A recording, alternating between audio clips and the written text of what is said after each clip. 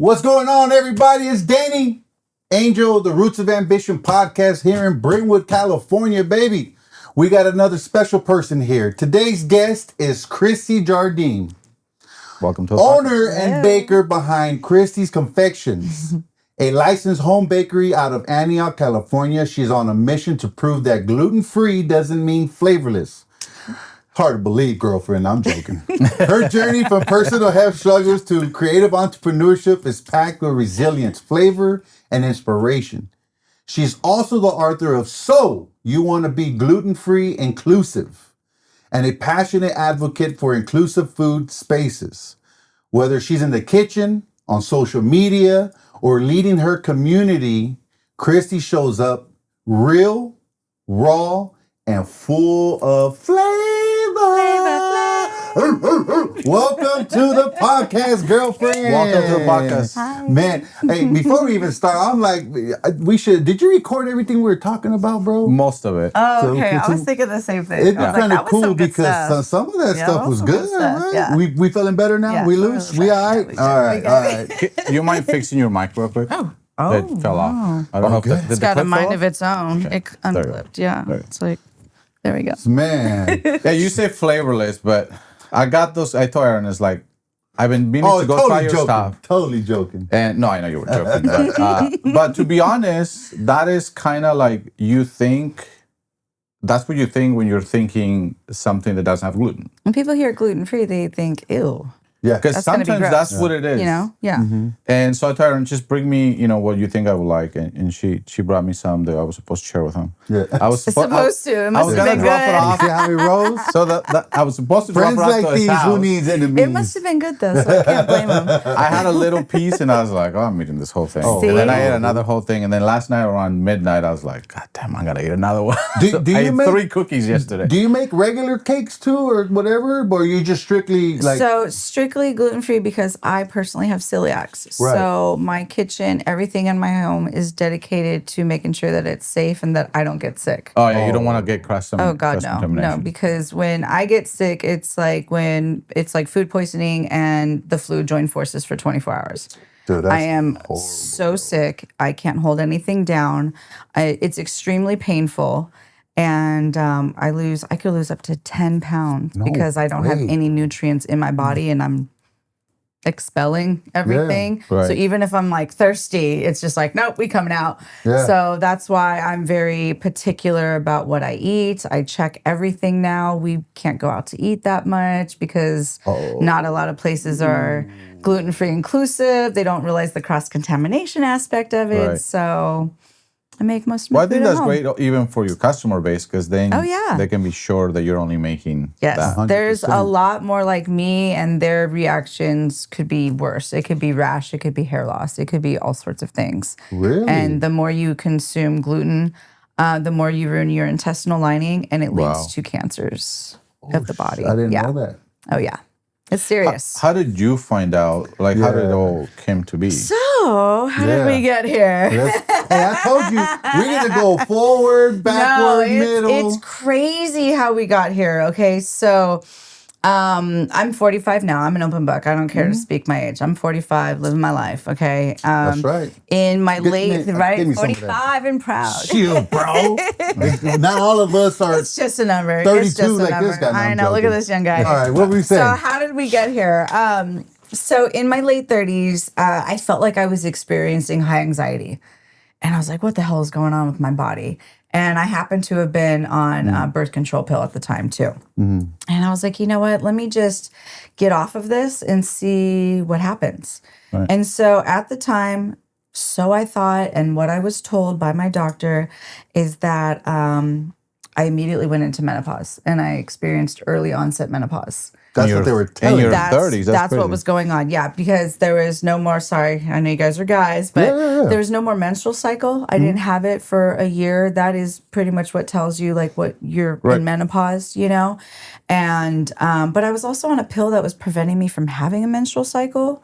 So, in my opinion, I felt like my body was just like, all right, we've been doing this for 10 years. We're out. done, you Time know, out. like it's time Right. to change, you know what Yeah. I'm saying? And so we're going to show you what we're doing. Yeah. And then I get off the pill and it's like, look what I can do. We're in menopause, so to speak, right? Right. That's what the doctor said.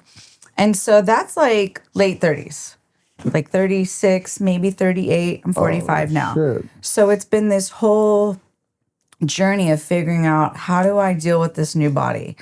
And so when I was first going through it, the doctor was just like, okay, yeah, we'll we'll do your blood test. And sure as shit, they were like, yes, you're in menopause. You don't have the pregnancy gene in your body. That's also how I found out I can't have kids. Oh. And then she's all, here's a pamphlet, go to a couple classes and good luck, basically. Mm-hmm. And I'm like, are you fucking serious? Like, that's it? That's crazy. Like, I'm losing hormones and shit here, you know? I feel like I'm Fucking going doctors, crazy, dude. you know? Like, I'm sweating and, like, just racing thoughts. And, like, Yeah. I would tell my Your friends. mind is just going crazy, Yeah, I would tell dude. my friends closest to me, it felt like anger was flowing through my veins. I bet. And I was just, like, so quick to snap. You Yeah, know, I'm already yeah. Portuguese. We don't need to. We already you know got what I mean? issues. We already got the issues. Exactly. We already ready to go off on people. But so then I was like, well, let me try HRT, which is hormone replacement therapy, which is just basically putting back the hormones that your body is losing. Yeah. That increased everything times 10. And it was almost The symptoms got all increased. this- yeah, all it the- was almost instantaneously. So like I wasn't sleeping. I was a raging bitch. I was sweating all the Oh, time. Like I couldn't Lord. think. It hurt to think. I was super forgetful. I was stuttering. Like it was a lot of things. Mm. And some of it, you know, I kept under wraps because it was embarrassing. You know, I was Right. just like, oh shit, I noticed this is happening. Let me like step away or Yeah. whatever it is. And it wasn't until actually a month ago where I finally found this amazing company that's based out of New York, and I'm getting the right treatment and I'm already Oh, feeling right on, amazing. dude. But with all of this happening, it activated the celiac gene that's in my DNA. So when this happened, I did a 23andMe test because I'm all about finding out my roots, Yeah, finding right. Yeah. family. Yeah. So I felt I did what I could on Ancestry. Like I've been building my family tree for like 15 years. Yeah, and that's I'm like, cool. let me see what this 23andMe has to offer because it's health traits, all sorts of things. And I was like, well, what shit. if people are there that are not on the other site? And so when I did the test, because it's just a spit test, it's all celiacs. And I'm like, oh shit. I'm like, okay. And then I found a cousin of mine and she lives in Arizona and she's a nurse. And she's like, yeah, girl, it runs in our blood. So she's like, go make sure you get tested. What and I'm the like, okay. fuck? But I didn't really take it seriously because it wasn't affecting me yet. Yeah. And so it literally has been a slow process of how it was affecting me. So at first I couldn't have breads.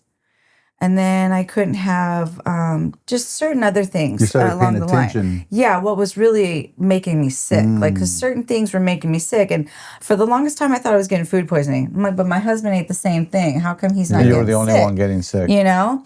And so then I just started putting everything together. And then I did a process of elimination. And I didn't have any wheat, any gluten, no wheat, start rye, doing your own barley, and malt, because malt is a derivative of barley. And So you couldn't drink no more 40 ounces? Oh, well, I don't really drink as it is, and I don't like beer, but I do like whiskey. But whiskey is so distilled that it does not affect anybody with celiacs. Like it's super. I looked it up Really? because I like my good to whiskey know. drinks. The Washington apples. Ooh, they're so yummy. They warm your soul. They're so delicious. Mm-hmm. But anyway, so finding out all this stuff, did a process of elimination, and I was off of it for like maybe a week or two. And then when I slowly started bringing things back, I got sick. And I'm like, oh, this is celiacs. And so at the time, the only way to get tested is you had to eat gluten. I was like, fuck that. That's I was the like, way to get That was the tested. only way to get tested at the time. And I was like, fuck You that. I was eat like, it at the hospital yeah, with them? you got to eat gluten, and then they test you to see if it's in you and all this other stuff. But with me eating it, it makes me so severely sick. I was like, I'm not putting my body through that. And then opening the doors for cancers and ruining my intestinal lining and all that stuff. So I just rid it out of my life completely. And when I did that, I was in the middle of a career shift and started doing my baking. I was like, well, I'm a celiac baker now because I love desserts. Yeah. and I want them to taste good because Right. fucking some gluten tastes like shit. Yeah. Yeah. Like, A lot like of you it. just ate a bag of sand. Or, I mean, it's gotten Yes, better, I dude. think, but so it has, but there are some out there where you're like, this tastes like gasoline. Like, what are you It's- thinking? Do you not yeah, have dude. testers for this? Like, I'll be your tester. well, Like, well, not just that, but I know a lot of people. Not all of them for health reasons. They are gluten free, and there's the ones that are realistic and say, listen, some of it tastes like shit. Let's figure out a better way to make this taste better. And some will try to pretend that it tastes good and feed Yeah. it to you. And Those I are the was ones like, this whose does not taste good. those are the ones whose breasts always stink and they look Yeah. like they're dying. Okay, you're Yeah, like, you exactly. need some nutrients, and you're Yeah. like, what's going on here? But no, it's I pride myself on my sweets because like if I'm eating them, they taste good. Yeah. If my husband's eating them, they must taste good because he was not a sweets person. Well, my kids were eating them. I can tell you they're picky. And that's an indicator too. Like when I first started kids were loving it. They had no idea. And a lot of my customers were like, girl, what'd you do? I'm like, what do you mean? Yeah, They're like, my because- kid was eating it. So just baked with love. Yeah. Baked with Respect, love. dude. Like, so let's go back really quick. Yeah. So there's a good question here that I was reading. I was like, man, I should have started off with this one. But let's rewind just real quick. For the folks meeting you for the first time, right? And I tell you, meeting you for the first time, really today, good person, dude. Thank good you. vibes. You know what I mean? Good energy, smiles. You know what I'm saying? So I already know the answer, but I want people to get a good picture of who you are. Whether they've seen your cakes, your lettering, or just heard your name. How do you introduce yourself? Who is Kristy in your own words, really quick? Well, it's usually in business settings. So I just, say I'm Kristy's Confections. I am the owner of Kristy's Confections.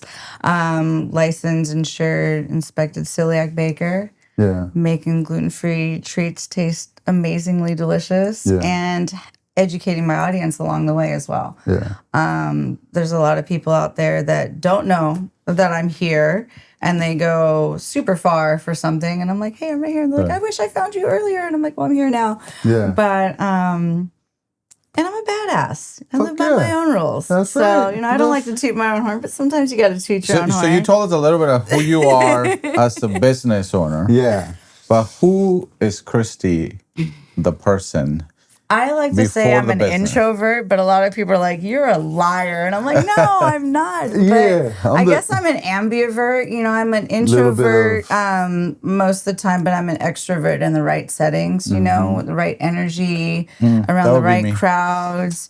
Yeah. I love going to concerts. I was about to say, girl. I always do this to Yeah, my it's all husband. I go, good. girl. He's like, I say girl I'm all the like, "Ah," time. but I'm so excited. Yeah. But I started raving at like 15 years old. My You older too? sister took me to my first home base rave in Oakland. Blew your mind. And I was hooked ever since. Yeah. Exactly.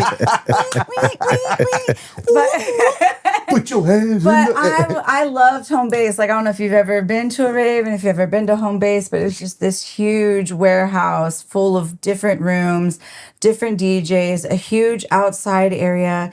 And you could run into people you haven't seen in 10 years at those things. Awesome. And I got so hooked that I wanted to promote so I can get in for free. Oh, shit. And so I would just meet up with a buddy in Berkeley, get a stack of flyers, and Let's just go. start Let's tossing go. them out. And Friday, Saturday I get comes, to and I was party at it the up. raves. Yeah, Yeah. to see my friends. But back then, it was like you had to call a number on a flyer.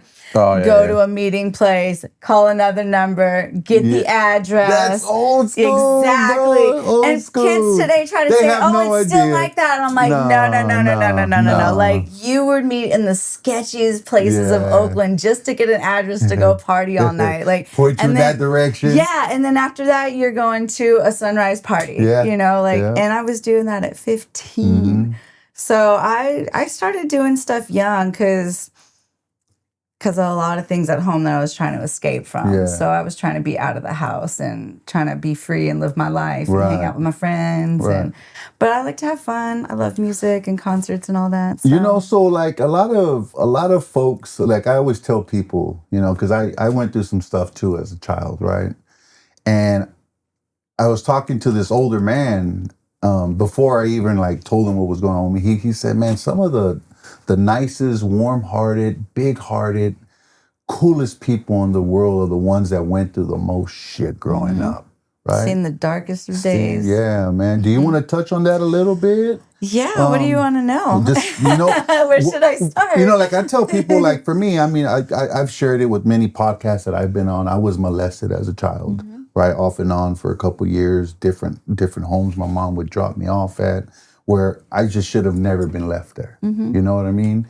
But time goes on, you learn, shit happens, and I use that as a way in my brain to push me forward, to make me work harder to achieve, and I would force myself to think about better places and better things. Of course. Right? And I think that at the end of the day, it sucks. The shit happened, but I think a lot of it, because it happened, it made me the person I am today. I mean, yeah, it brought a lot of baggage with it. But that experience, But the experience, you know what I mean? And for me, it just made me a lot more mature around a lot of my friends. And I knew how to play stupid at the right time. Exactly. You know what I mean? Yep. I'm always aware of a lot of things my play friends. The game. Yeah, right? So, I mean, unless you're comfortable with it, I'm an open book. I'm not afraid. I'm not afraid whatsoever. There was something on the questions that I asked you, the pre-podcast questions. You said something about I was basically raised by the enemy of the monster, something like that. You said I am the daughter of my stepmom's enemy. Yeah, that was super profound. Ooh. Yeah. Can you elaborate that? Yeah. So my parents divorced when I was 2. But back then in San Leandro, everybody knew each other. Whether you went to San Lorenzo, San Leandro High, everybody knew each other.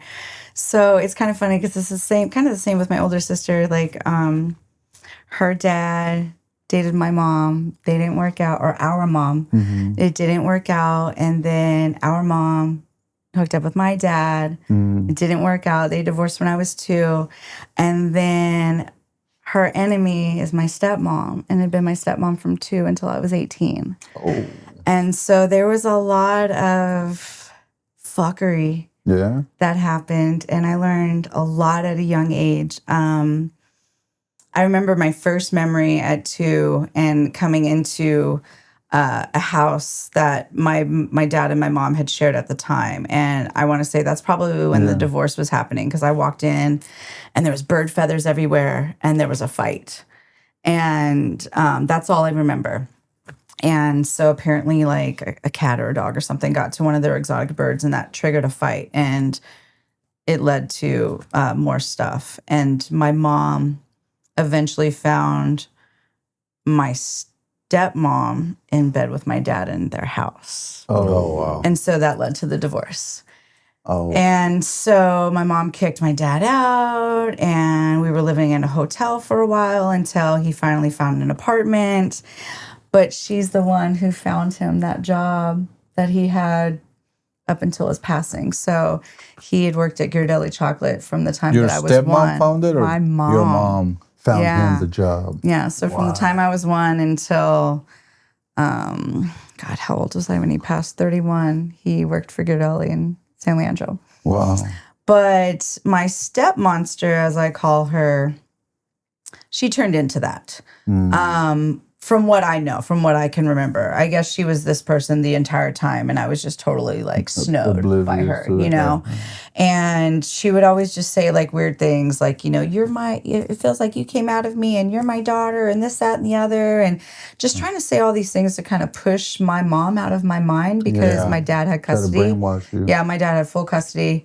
Wasn't going to let my mom have me. I don't know how that worked out, but it did. And thank God that it did.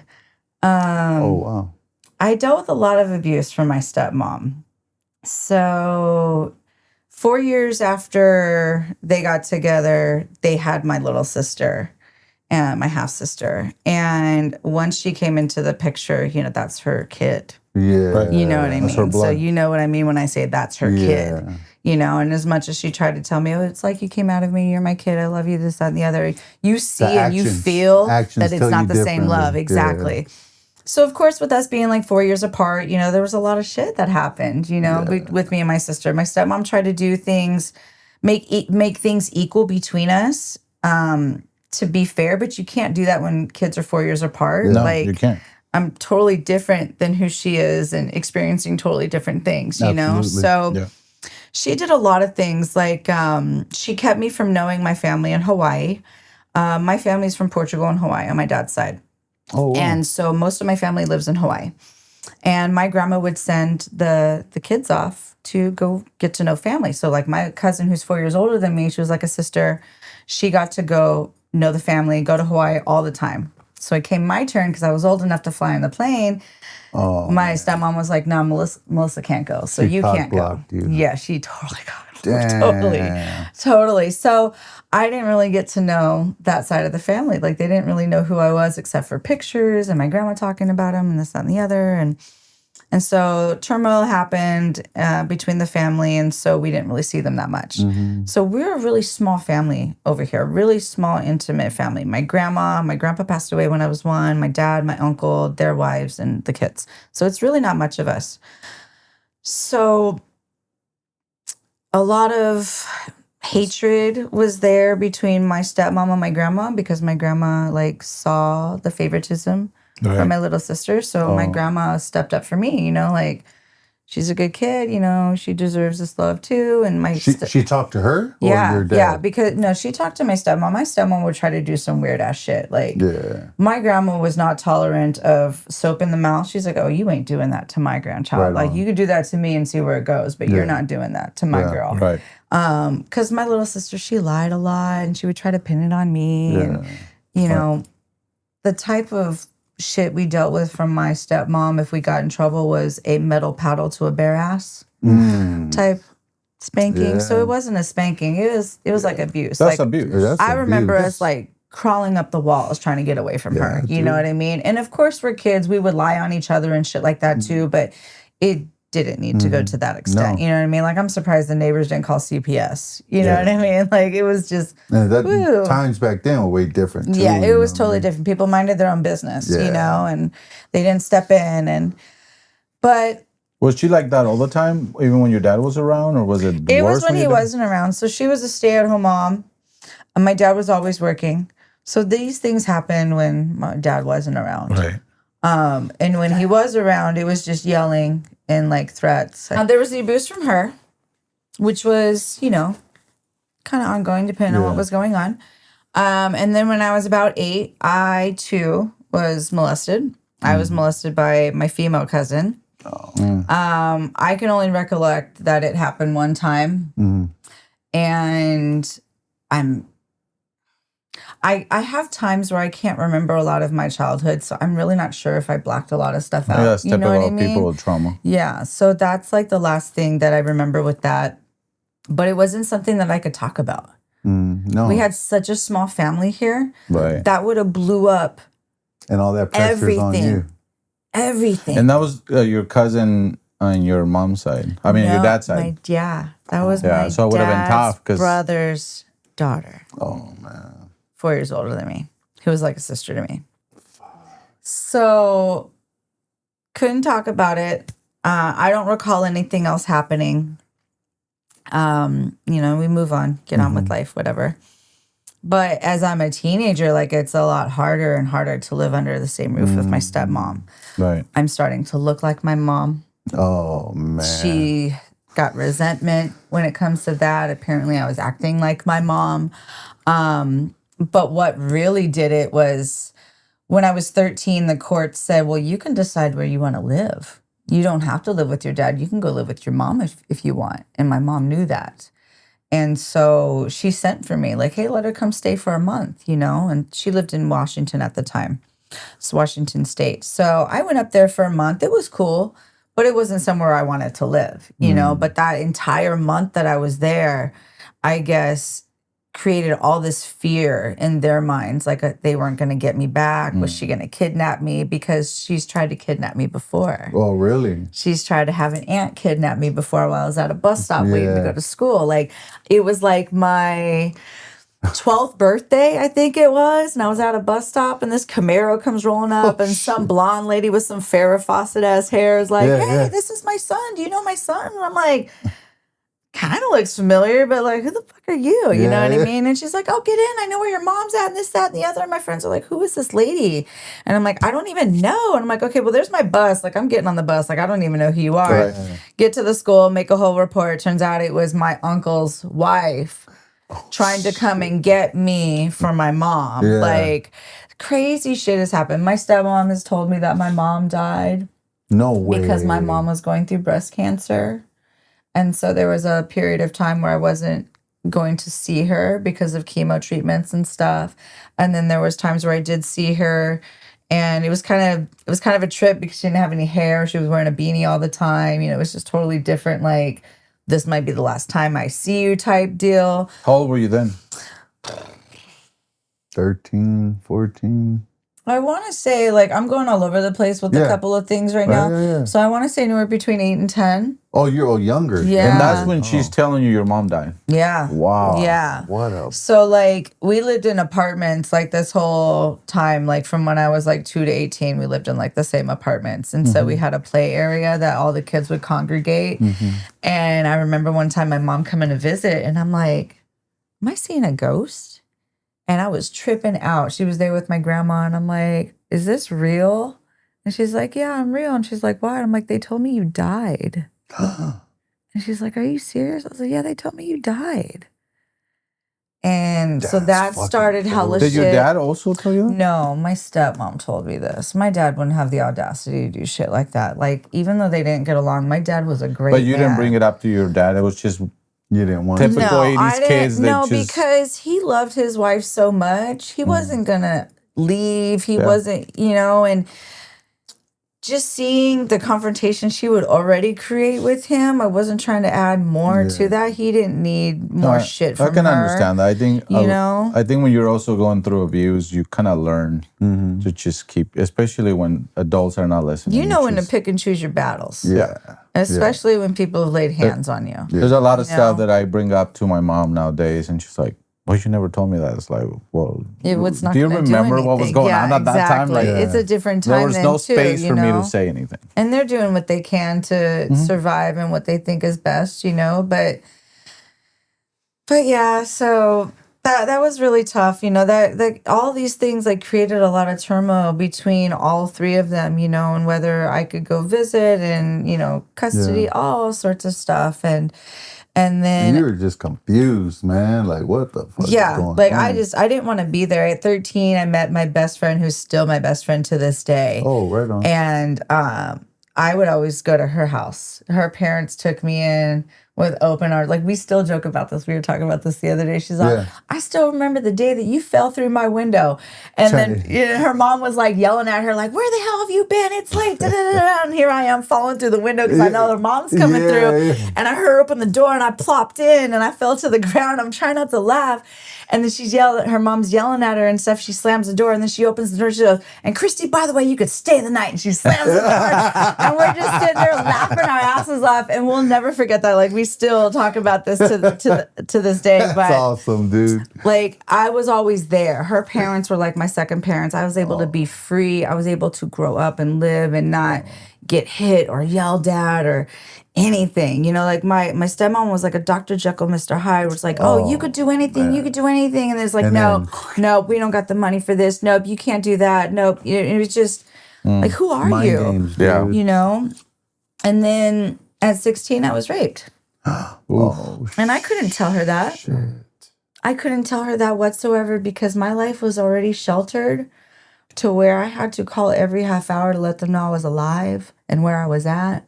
I couldn't go in nobody's car. Like, I was seriously sheltered unless I lied. Like, I literally had to lie to kick it. Yeah. And that happened. And if I told her that, I would not have seen the outside world. Yeah. And my dad would have probably killed somebody, in all honesty. And so I had to keep that to myself. Oh, man. You know? And then at 18, I couldn't wait to leave. And I left. Your first ticket out, And I bro. left. And I didn't look back except for one time where Where did you go? If you don't mind me asking. You just... My best friend's moms had a cottage in the back. So when we were kids, they were renting it out to somebody. And then when we turned 18, they kicked them out. And then... And that was our first spot so we can learn responsibility, have a place of our own. But it was a bad idea. Best friends living together, like That young, studio at 18. type thing. You know, it didn't last that long, but we learned a lot from it. You know what I mean? It helped us grow in so many ways. But after that, I dabbled with, I had so many roommates everywhere, all over the place. I've been from Hayward to Fairfield and back and in between, like all over the freaking place. Oh, really? And I've learned so much in all of those travels. I bet. Like all those different roommates, all those different situations. And so when you say I learned so much, like what were the key things that you learned at that time that you still carry till today? Is there one thing that sticks out like, damn, because I learned that is what helped me get from to where I'm all at. of it, it helped me learn people's patterns. Yeah. And how people react to things, especially when you're living with them versus them being your friend. Mm-hmm. And how that those are two completely different people. Yeah. People are totally different under their own roof. Oh, man. Completely different. 100%. You know? I imagine that helps you a lot in your marriage, right? Oh, yeah. Because I seriously feel like everything that has led up to my marriage prepared me. And not that this is bad, but it prepared me for this. You know, because it's hard like, to live with somebody even if you love them. It is. I know I'm not a peach, okay? I mean, it's I'm a fucking porgy, all right? I have a temper. I like things a certain way. I got a little dash of OCD in me. You know, I like things clean, neat, and tidy. It's not like a museum, but I just like order. Yeah. Because I came from a home of chaos and a little bit of hoarding and people who didn't clean up after themselves. So I was the one who had to clean, you know, and when I left, it went to shit, you know, and so that's just certain things are embedded in me because of my upbringing, because of how she treated me in the house that I lived in and the roommate situations that I had. And, but it made me like not afraid of anything. I was just gonna ask. I've had some. How was your like risk taking with things? Like I've had some. You just fucking roll the dice sometimes. Sketchy situations with roommates. There was one where I thought I was gonna die. Oh shit. Yeah, really? Like I thought this fool was going to bring his entire family and have them fuck me up because he was a fucking liar. Really? He was. For some reason, I don't even know what happened. I don't even know, but it was just one of those bad situations where you don't ever want to live with a male roommate again. Mm-hmm. And especially somebody you barely know. Mm. And especially somebody off of Craigslist. Yeah. Straight up, dude. It was totally fine in the beginning, you know, but then something happened and he snapped one day and I was kicked out.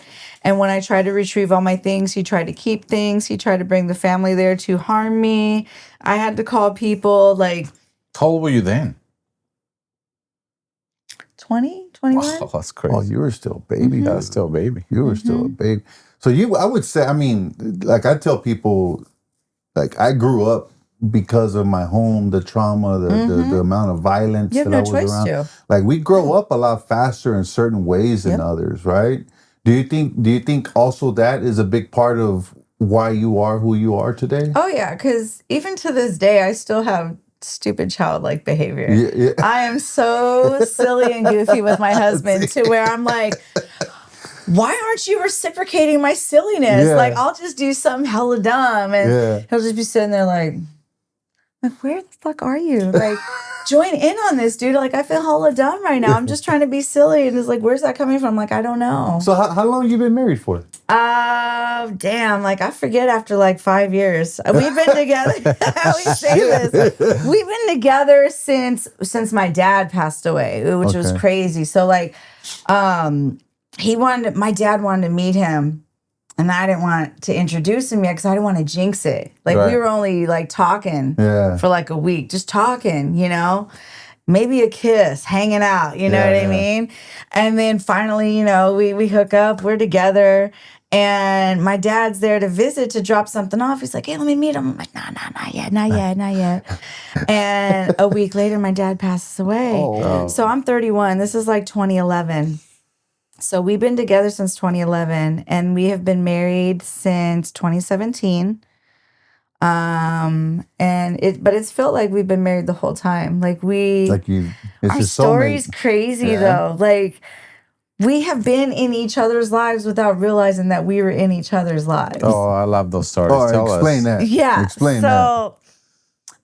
Portuguese. Okay. So, when I was younger, I was involved in the Portuguese Holy Ghost Parade in Hayward and San Leandro. They lied and said I was Catholic just to get me into it so I could do something with my baby cousin. And so I was one of the flower girls. I still have my dress and I still have my umbrella since. Like it's this little bitty dress. Like it's so cool. Cute. So I was the flower girl and I was in that. And we'd have to march from a hall to a church that was in Hayward. Mm-hmm. That church is across the street from my now husband's house at the time. Oh shit. Okay. Same time? Like same you guys? So no.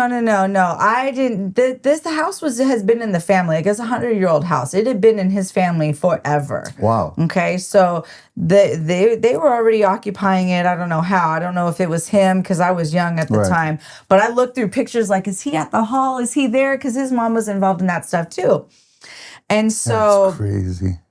So there's that, with the whole Portuguese type deal. Because when you're Portuguese and you're involved in the festas and stuff, like you're involved in that shit every Sunday. Okay. That's a thing.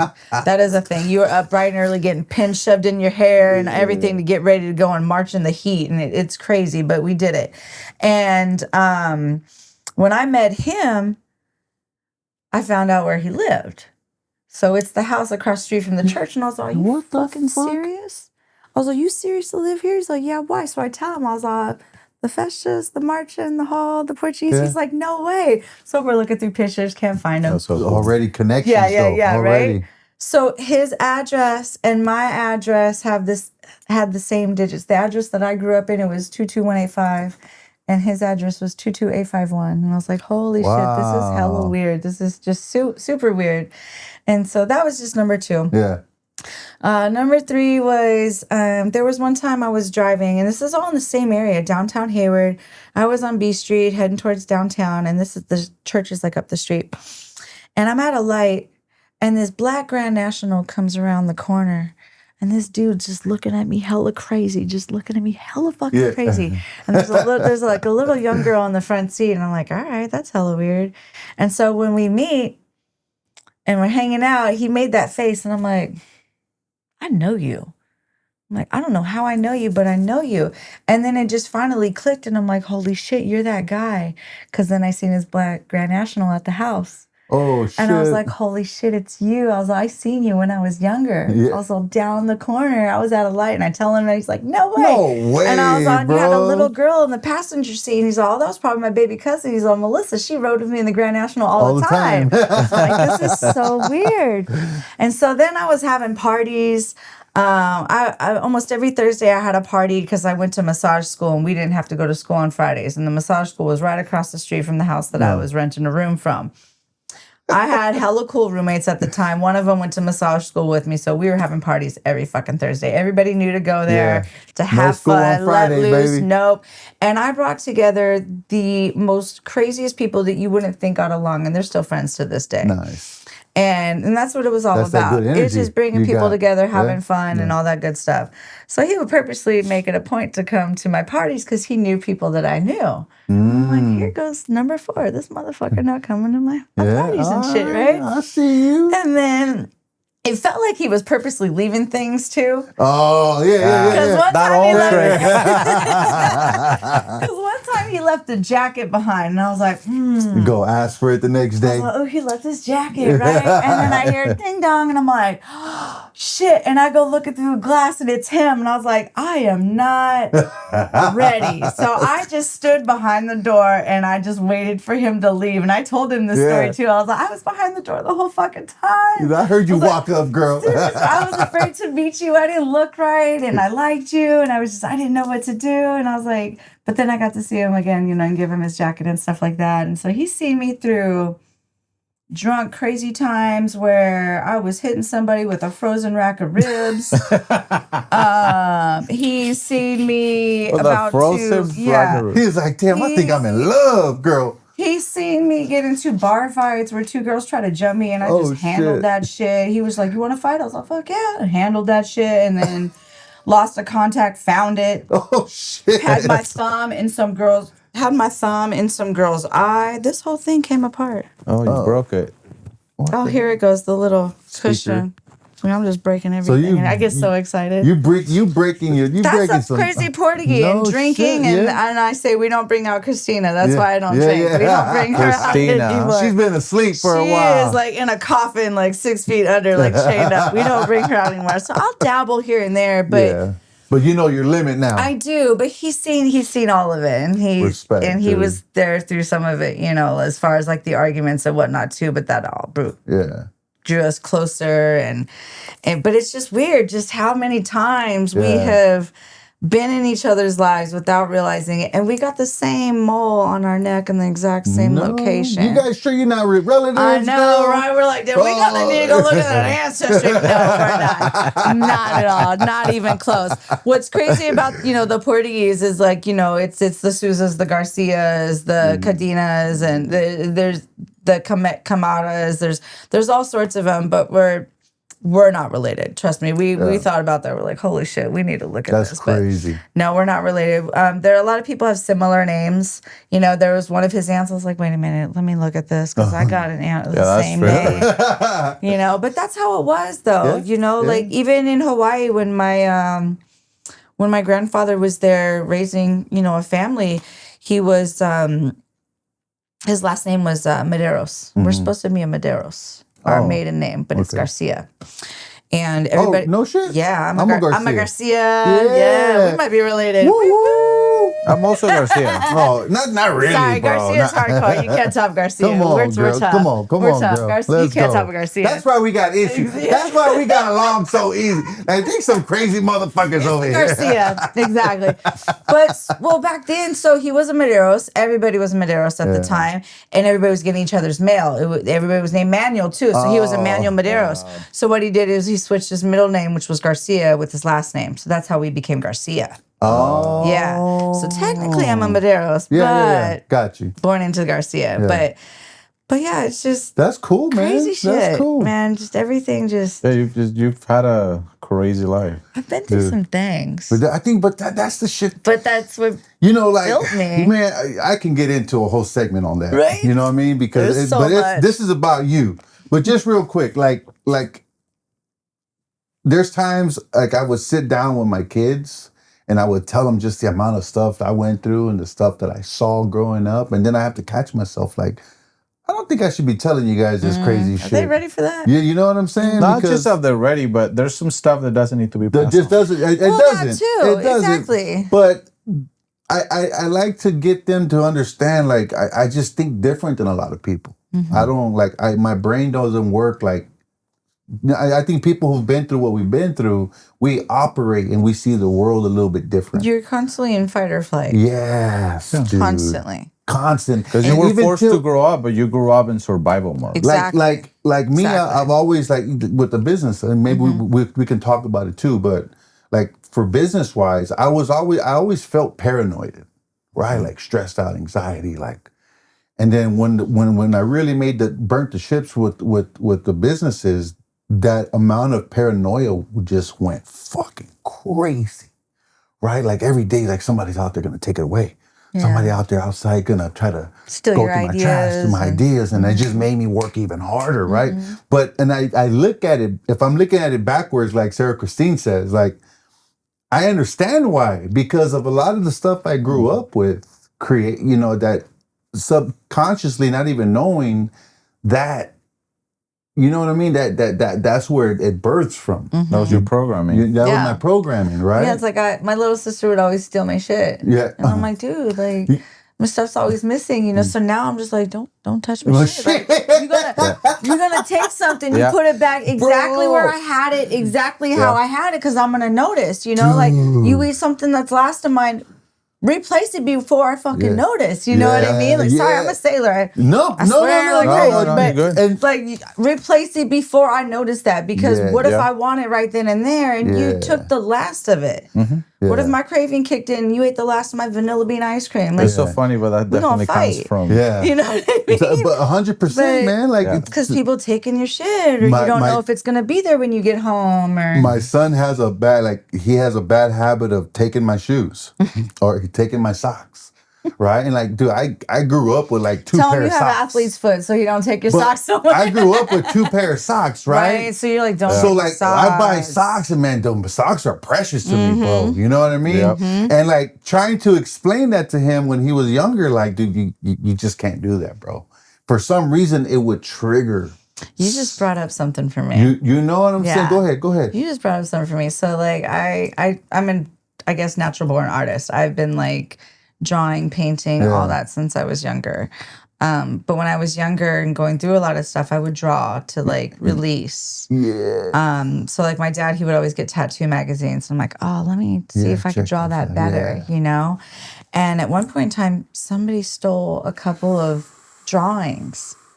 And one of them, I'll never forget it. It was just, it was this cool devil looking dude, but he wasn't like a devil, you know what Just I mean? different. He was like playing a pipe, and he was in a lotus flower. Like he was like, he just wasn't the devil. He was just cool as fuck, right? But it was all in red, and it was in pen. Yeah. Now when when you draw in pen, like that's a lot of work. yeah, so it wasn't some pencil drawing, you know what I mean, where I could just erase it and fix it. Like it was good. There was no mistakes. There was no nothing, and that just vanished. And so when I started painting to like sell my paintings, it got really hard to get rid of them. Yo. Because I was just like, I don't want to give you all this hard work. This is like my everything. You know what I mean? Like I have a painting I will never sell. It's on my wall. I will never, ever sell it in my life. Yeah. It literally took a whole 24 hours. It's full of so much, but it's full of so much positive change and growth, whereas all my other ones were to release. Yeah. Right.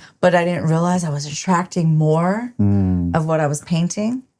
Right. Damn. And It's the same thing when you speak it, right? Yeah, manifestation. Yeah. So at that time, You still get down? You still? I haven't painted since I've been out here. Oh, okay. So at the time when I was doing that, I dabbled a little bit in The Secret. Yeah. Have you heard of The Yeah, Secret? hell yeah. I'm with it. I'm with it, So girl. The Secret, there's a book and there's audio. It's on Netflix. If you could just listen to it while you're doing something in the house, and it'll help you in more ways than one. The secret.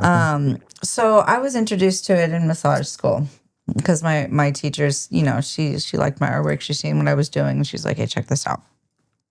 And so in The Secret, there is an artist in there. And the artist was having, and I'm just saying the gist of it. I hope I don't butcher this. Somebody's going to watch this and be like, you are so wrong, girl. Come on. But no, there's an artist in there, and he's seeing like a therapist or something type deal. And he's having troubles in relationships. And she's like, well, paint what you want. You know, what it is that you want in a relationship. And he's like, oh, well, you know, I want to date 3 women. And I want them to be like this, that, or the other. And she's like, okay, well, paint it. So it happened. Started dating. The 3 women. Found those 3 people, right? And he goes back to her, and she's like, all right, so now what? You know, he's like, oh, well, you know, I want to focus on this now. And it's like, well, paint it. And so, boom, it happened. So I was like, let me apply that. Instead of painting all these emotions from turmoil and trying to heal, let me just paint more What you want. positive stuff, more vibrant colors, more things that aren't like objects in an actual picture. So I started getting into like acrylic flow and like acrylic dirty paint. I think I'm saying it wrong, but basically you mix Floetrol with your paints so the paint colors don't mix. And you start off with a canvas, and you can have the canvas with like all white or all black fresh paint on it. And you take a cup and you put your different colors of paint in it that has Floetrol in the cup. And then you throw it over the painting, and it's called a dirty pour. And so you can move the painting around, and it starts moving the colors around. It creates all these different cells and all these colors and stuff like that. You could take something and you could swipe it, and it creates really cool. So I just started getting into that, and that just took off, and people were buying my paintings right and left, and I was at art shows and all sorts of stuff, and it felt better. It was a better healing journey than painting all the shit that I was going through. And then it not getting any reaction and it not selling and it bringing more shit into my life. Yeah. And me wondering like, why is this happening? Questioning So I just yourself. had to change how I was Absolutely. manifesting things in my life. And it started with my artwork. And that's why a lot of people say, write it down. Exactly. Write down your dreams. Write down your goals. Well, 'cause- and Write it painting it, right? down. They also say if you can't see, you can't make it happen. If you're Exactly. painting it, I mean, Yeah. you're literally seeing it. yeah, But when you're bro. manifesting, it isn't just like writing it down. You have to speak it into existence. You need to feel it. You need to envision it. You need to picture yourself doing what it is that you're manifesting, and then you'll truly have Absolutely. it. I'm with you, girl. Because a lot of things I'm in with you. business, they were manifested. Yes. So man, let's start moving on that one, because I'm an advocate for small business and the stories behind small businesses. I love it. Right? So real quick, you said massaging. Did you chase that career too? I did. Is that something you still have in your back pocket? Just for my husband. Oh, boy. Hey, shout out to your husband. God And damn even it. then, he's like, come on. I'm like, God damn it. I don't want to do this anymore. God. Girl, No. my back hurt. The machine fell on me, girl. So I learned how to I be like that every day, bro. give you an elbow. Come on. So I learned how to do all sorts of different modalities, but massage taught me a lot of things. I mean, that's where like my spirituality grew. Mm-hmm. That's where I learned more about myself as an empath. Mm-hmm. That's where I learned how I could see people's auras, and just really started tapping into all of that. And I've learned different modalities, but the one that I was most drawn to was deep tissue. And when I graduated, I went and I worked for a place in Union City that was like, it was chiropractic, but it was also sports therapy as well. So out there in Fremont, Union City border, there was a lot of up and coming MMA fighters that were out in that area. I have a friend who owns a place called Dragon's Den. Shout out to you, Jeff. Right on. Shout out. And he's got one of my paintings too. But so there was a lot of fighters that would come into Need massages. Yeah, so they did business back and forth. But I was the massage therapist, and in doing a lot of deep tissue, I wasn't taking care of myself. Right. Working, That's a hard work. Yeah. deep tissue on everybody. You weren't getting Going massages. home. No, I was just going home and partying. Like I wasn't even taking care of myself. We were just going How home. old were you at that time? This was before my dad passed away. I want to say 2009, 2010. So it late was about a 20s? year before my dad passed away. So my dad got to see me graduate college. Oh, right on. So I was the first person in my immediate family to graduate college. So he got to see that. Thank God. Yeah. And, but that was short lived. That only lasted a year because at the time of doing massage, I was kickboxing with one of my best friends. I was doing kickboxing with one of my best friends. Like, get down, girl. no, Get down, girl. All right. All right. So I was kickboxing, I was rock climbing, and I was working out at the same time. And it's just because who I was around. That was just our thing. Yeah. And I was at the gym one day, and I was on one of those machines. You sit on it, and you push the weights down like this. Right. And I pushed it down. I heard pop. Oh. And it just went limp. Your shoulder or your my whole elbow? My whole arm just went limp, and I couldn't feel anything. I was like, there goes my massage career. Oh. So I popped something. I did something up in here. I did some really bad damage. As a massage therapist, you're an independent contractor, so there's no benefits. Right. So there was no chance in hell I was going to be able to afford any kind of surgery, therapy, anything like that. Okay. So that happened. Had to switch up my job from a massage therapist to their admin, which was hell. The manager, she was one that needed to be taken outside. She was crazy. I hope you see this. I remember. Watching. And then my dad passed away, and I tried to bring back massage because my shoulder would have days where it didn't feel that bad. But then I was bringing that emotion into my clients. of my dad passing away. Oh, like the energy transfer. Yeah, because I'm an empath and I could feel their energy. They're there to heal. Yeah. I could feel whatever it is that they're going through, and then whatever I'm going through, and I would just be sitting there crying as I'm massaging them. Yeah. And trying not to let them know. You know what I mean? Still doing it. So I was like, I gotta stop. Yeah. And so I quit that, and I just partied for a while. Yeah. I don't even know how many years. I was just like, you know what? I'm just gonna live life for a while. I got on unemployment because of what happened with the job and my shoulder. And my boss, he was a pretty cool boss. He's like, I could afford it. Here's unemployment. You know, fuck it. And I just partied my ass off because it covered my place and then some. And then what did I do? And then I was just trying to figure it out. So just really quick, have you? I mean, I'm sure it's happened to you, but you ever like meet someone for the first time and their fucking vibe just... They don't even got to say anything. Sometimes. You know what I'm saying? Like you get around them like, ooh. But so like my question is, what do you do? One, do you ignore it and walk around it and get away from it? Or two, like me, I'm a very curious dude. Like, oh, I want to see this motherfucker, bro. I want to see what he says. I want to see how he walks and talks. I want to see if what he says matches his intentions. Like, I really start to study this dude or female. All of the above. You know what I'm saying? Like, all of the above. And so that's what I try to tell people. Like, I try to tell my wife, like, I think a lot of the people who come from that kind of background, like, I can't explain it. Like, it's something that I had before what I went through, and it just expedited it. But like I can meet someone within seconds and be like, You can feel it instantly. You know what I mean? So what do you do? Do you do kind of what I tell you, like what I just said? I've done all of it.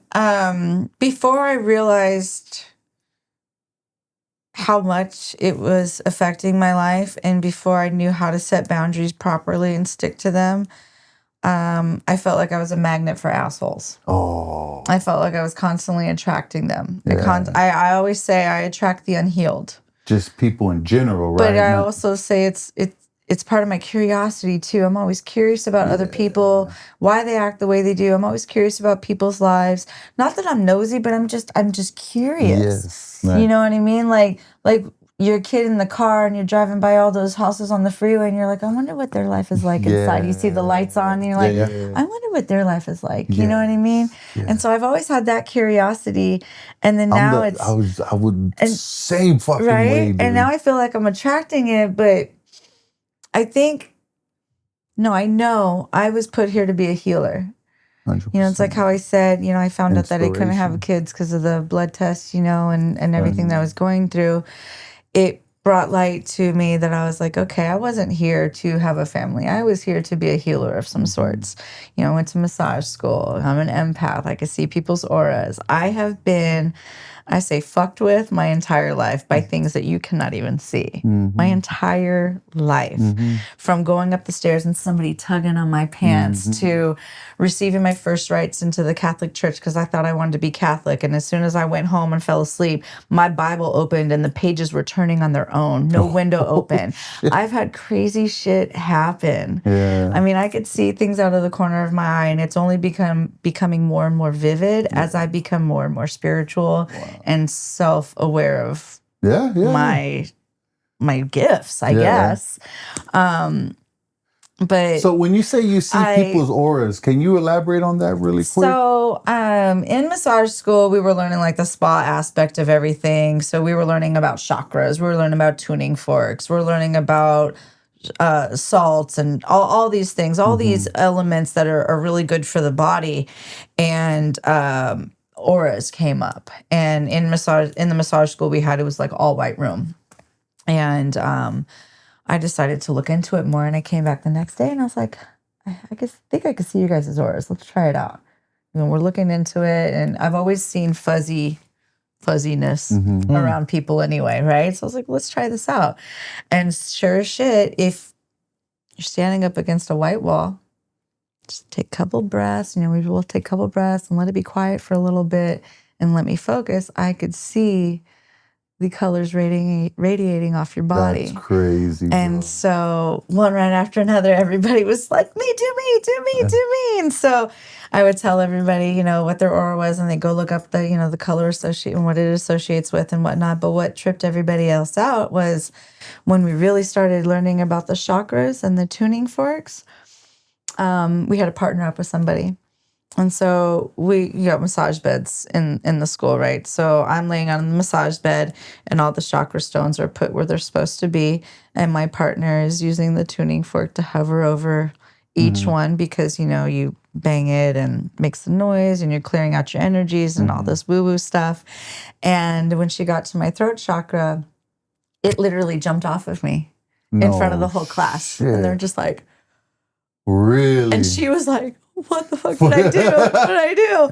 And it was nothing. It was just, it was part of my healing journey and needing to get things out, needed to speak my piece, needed to talk about the things that I was going through. And it was just basically my throat chakra screaming for freedom. All that stuff that you've been holding. Basically, back. Yeah. So it was just... That's intense, dude. Yeah. So ever since then, I've just tapped into it more and more. And I mean, I kind of did it as a young kid. You know, I played with tarot cards and stuff like that. And not in an evil way or anything like that, just to read what was for me, you know. But I've always been in tune with... Did you play with the Ouija board too? You know what? We did one time because Did you get freaked out? Well, because they made a fucking game out of it. Why would you make a game out of that damn thing? I was always too chicken to do it. I was why would you make a game out of it, okay? No. But I love like horror and stuff like that, so it didn't really freak me out. Like, the bloodier the movie, the better. Like, I'm all about scary movies and stuff like that, so it didn't really bother me. But at one point in time, I was like, I got to get this out of here because it feels weird. So I just got it out of the house. And then I don't even know what happened to my tarot cards. I could not even tell you, but I don't have those anymore. Yeah. So something happened. Must have happened. But it trips my husband out. He calls me a witch. He's like, you're a witch. That's funny. You know, just some of the things, like, you know, I could read him really well. My girlfriend the other day, she goes, you got ESP? And I'm like, maybe. Yeah. But I'm just highly in tune, and I'm just, a part of me now is just been in this healing era where like I want to be there to help others where people weren't there for me, no matter if they're a shitty energy or not. I'm just attracted to it because I'm like, how can I help? And I got to learn to, and I've been learning to cut that off. I don't need to help everybody that I sense that needs help. You know what I mean? So I've been really good about learning the boundaries when it comes to that. But what's been really crazy lately, this actually just happened. This is so crazy. So more woo-woo stuff. Right now is the time for the Lionsgate portal to open. And it's basically where a lot of spiritual people are like leveling up and stepping into the next chapter of their spirituality and where they're supposed to be and like their elevated level, right? So last week, I just got some crazy pain out of nowhere, the back of my neck, and it was sitting at the base of my skull. Like, it happened like that. And I was just like, what the hell's going on? And I just took my ass to bed. And I woke up the next morning and I was totally fine. I'm like, that is so weird. So I mentioned it to my chosen sister, who is an intuitive life coach. She's Native American. She's helped me through so many things. She's helped me sage my house when I was afraid to sage it because it just felt like I was going to get attacked. She's helped me heal in a lot of aspects. And I tell her this, and she's like, interesting. And her daughter's there with me, and her daughter's like, the same thing happened to me. Same day. No way. And I was like, really? So my sister's like, so do you want to know what it is? And I'm like, well, yeah, of course I do. So she's like, you're elevating. She's all, you are stepping into your next chapter of spirituality. You are starting to shed what is not serving you. And what is a trip about that is I stood my ground with two different individuals before all of that pain issue had happened. And I set clear boundaries, and I felt really good about it, to where like I felt like I regained my power, and I wasn't afraid if I was going to lose them or not, because I was like, no, this is what it is. Right there. Like, this is my life. I don't care if you like this or not. And then all that stuff happened, and it's all a part of this whole spiritual growth. It's a fucking trip, dude. It's awesome. So weird, but I've been learning to not entertain a lot of people's energies. I say like when I hit 40, my I don't give a fuck meter broke.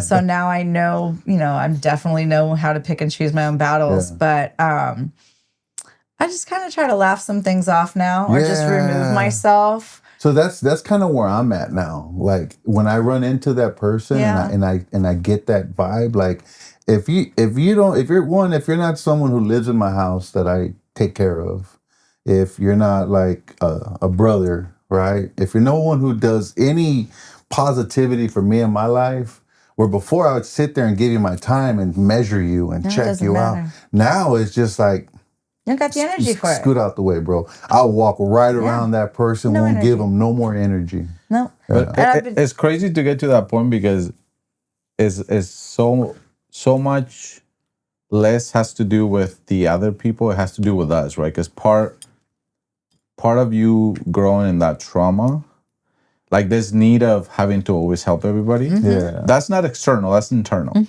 And so when you're always told no, people weren't there to help you. Right. You want to provide what was not there for you. Yeah, so you want to be the person that wasn't there for you when you needed it. So and so in those cases, like it's not like you need it or that person needs your attention or is gonna know any better. It's really just the moment you start realizing, like you said it the other day. It's kind of selfish almost, huh? Yeah. But there's nothing wrong with it. No. It's like a good selfish. You want to give that part of your heart to help them. But and it is tough to fully lean into it sometimes, at least for me, because sometimes, especially you're saying selfish, it definitely oftentimes I feel selfish. Like you and I had a conversation, was it last weekend, we were at a bar, and like, there's certain things and people in my life that I'm choosing not to put energy into right now. Yes, same here. And it's not because I don't love them. No, I gotta take care of me first, man. Exactly. It seems like there's so many people who are on that journey right now, though, too. Yeah.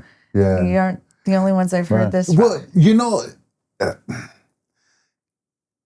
I've noticed that the older I get, and like I always tell people this, like the older I get, the smarter my mom got.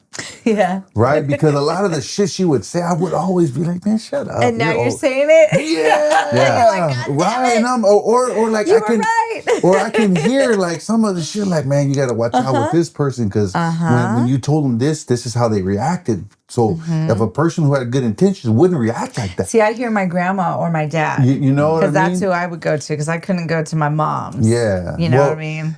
Same. My mom, my relationship with my mom was just very different, right? I really didn't know her, but the times that we would talk, like now as I got older, because there was a period of for me where I just blanked out through my years, right? And as I got sober and I started, instead of walking away from my demons, I turned around finally after all these years and went through the mud. I put my family through the mud. I tried to kill myself, dude. I went through it. It's crazy. The last 2 years, like this weird, like I have these memories that open up. Like I totally forgot. Because you're healing. Right, because I'm healing and I can hear her so clear in my head. And I tell my wife this is weird, man. Like there's so many conversations that I had with her that I was so mad and so angry, and the things that I was going through, I couldn't talk to her. Or I didn't want to talk to her because I was angry for her leaving me at these houses, and I would beg her not to leave me there. Yeah. Right? She understands. But she didn't understand. And that's another thing. But like now it's like, fuck, that is weird. So I notice like the older I get, I realize the older we all get, there's a lot of people who are coming to terms like, damn, dude, I was an asshole for 20 years. For what reason? I was too, though. But you start unpacking. Yeah. Like if you don't unpack the truth, like, oh, you know what? And then when you, like for me, talking to one of my psychiatrists, I really unpacking that shit and really understand like, okay, this problem right here, like go back to that time, close your eyes and what did it smell like? How did it smell like? What were you feeling? What was said? And really getting to the root of that problem. And you start realizing like, holy shit, we were really downloading a lot of information that created a person that you didn't realize consciously we weren't really conscious. We were more operating out of subconscious And survival. and mirroring and trying to survive through what you were going through. And then I'm older now. There's times where like my wife has to remind me, hey, dude, you need to get some sleep, because when I don't sleep, like something happens in my brain. Yeah. Yep. You know what I mean? I know that. I start rewinding. I start like acting a little different. You think about the dumb shit you don't even be thinking of. Yeah. Dude. And you just be going through it again. And You're like, my- I thought I healed from I that. Like, why is love this my coming up wife again? for that shit. Because your brain's not 100%. I mean, No, it's not. Your brain will sabotage you. Bro, you need to take your fucking night pills Yeah, and take take your care of ass you. and go Exactly. to sleep, because Yep. you're no good for nobody right now. You know what I mean? But you know, one thing you were just saying is like, as you get older, you're realizing these things. But don't you, at least I feel this way sometimes. Yes, it's true. I think in general, you will hope that as you get older, you get wiser. Yeah. Hopefully. But it's Some people, Some right. people, But yeah. that's my point is I think there's also like different channels. Yeah. Because there's folks that I know for a fact went through the same stuff. We grew up in the same households, in the same neighborhoods. And they got And it's stuck like they there. live in another universe. Because Like they're not ready to heal yet. They're not ready to And- face their demons. They're not ready for any of that. And they don't want to even dabble in any of that. Well, I didn't for the longest time. like for me, what I tell myself when talking to a psychiatrist is like, you're becoming emotionally intelligent now. Like you're Exactly. you're paying attention. Like like there's times now like I have to catch myself. All right, if somebody pisses me off or does something that irritates me, Bree, why? What is causing this? And Why then is it there's triggering there's you? times it's a trip where this happened or this was said or this was done, and I can tie it to when I was a child. Like, oh, That and happens to me all the fucking time. goosebumps. Yep, it happens to me Like all the the reason time. why I'm getting fucking irritated with this is because it's attached to what happened to me or what that was done. sucks with your son. Yeah, Like, that's it's what I'm just- saying. Yeah. So it's like, whoa, that is I'll catch myself at crazy. home sometimes. Like I'll tell my husband, I was like, you leave a trail of breadcrumbs. Like I could find you anywhere, you know?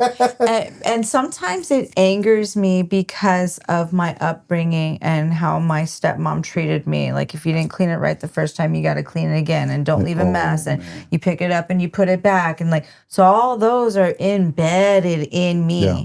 And sometimes I got to check myself. I'm like, he wasn't raised that way. Yeah. He was not raised that way. He was not raised with the fear that I was raised with.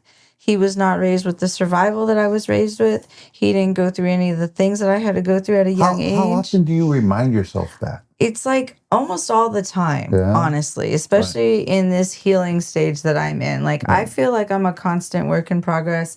I feel every day that I'm growing and I'm healing from something because there's things I don't remember. And sometimes something will come up. The smell of something will remind me of something. The sound of something. Something will trigger something. And then I have to work through that. And since I work from home and I'm usually home by myself, I got to work through it by myself. Yeah, I've never believed in talking to a therapist because I've always felt a therapist even needs a therapist. It's true. After they're done talking to me. Seriously. So I'd rather, work on myself and just what I've done, throughout this whole time. But it's hard.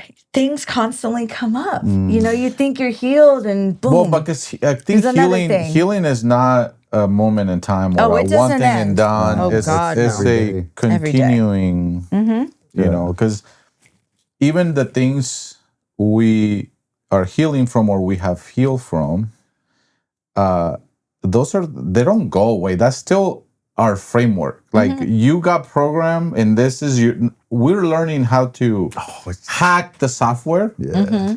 But the software's the software. That's what we were given. Yes, And we just now becoming hackers of our own. exactly. Having Yeah. to go back in there and Yeah. remove all the shit that you were downloaded and but understanding that's what you have to do. And my next Reconnecting question, different dots so that Yeah. you can operate better. my question for you is like right now, what is it the number one thing for you that you do to help you get through those days that aren't so good? A lot of grounding. Okay. Seriously, So- a lot of grounding.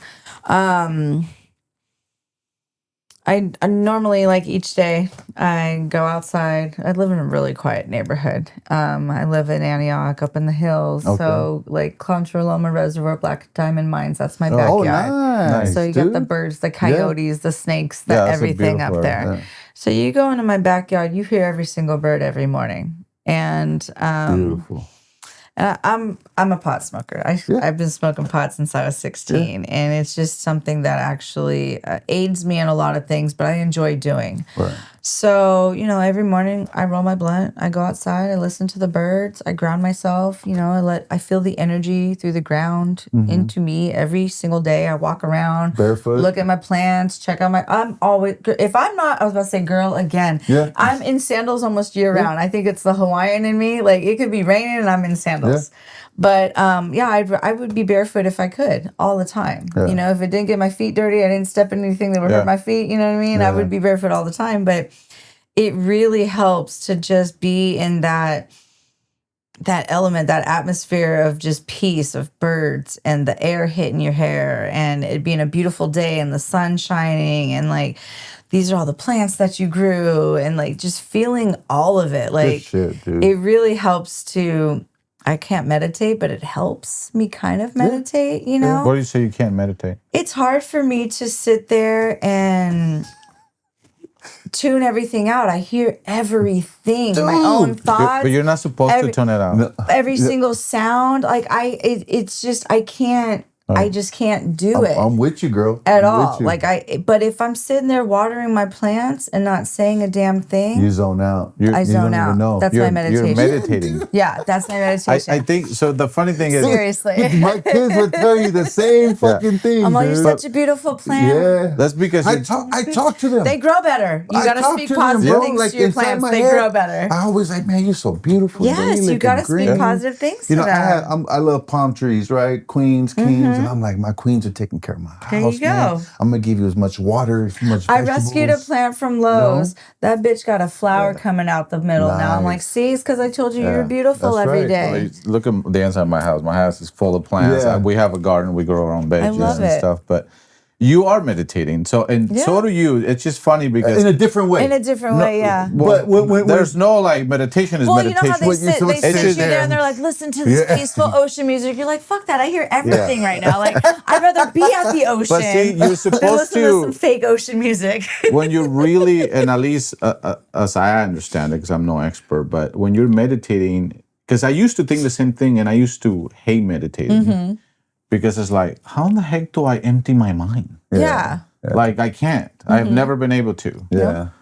And if you sit down and just are in the moment, and you're actually feeling, and instead of tuning it out, open the senses, feel everything, hear the birds even louder.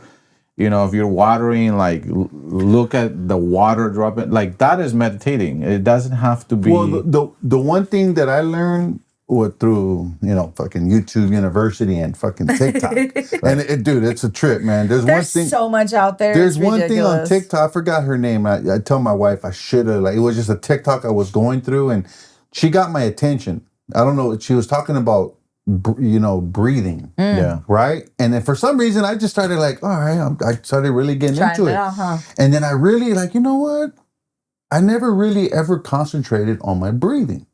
Right? Like really like, and then holding it for a while and then but doing it for so long. So one time I got into it, dude, and for the first time, everything in my brain shut up.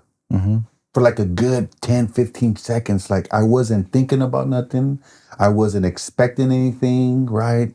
It was just me and my breathing. And it was the weirdest fucking thing. So that's the one thing that I really try. Even when I'm watering my plants, I'm working on my breathing.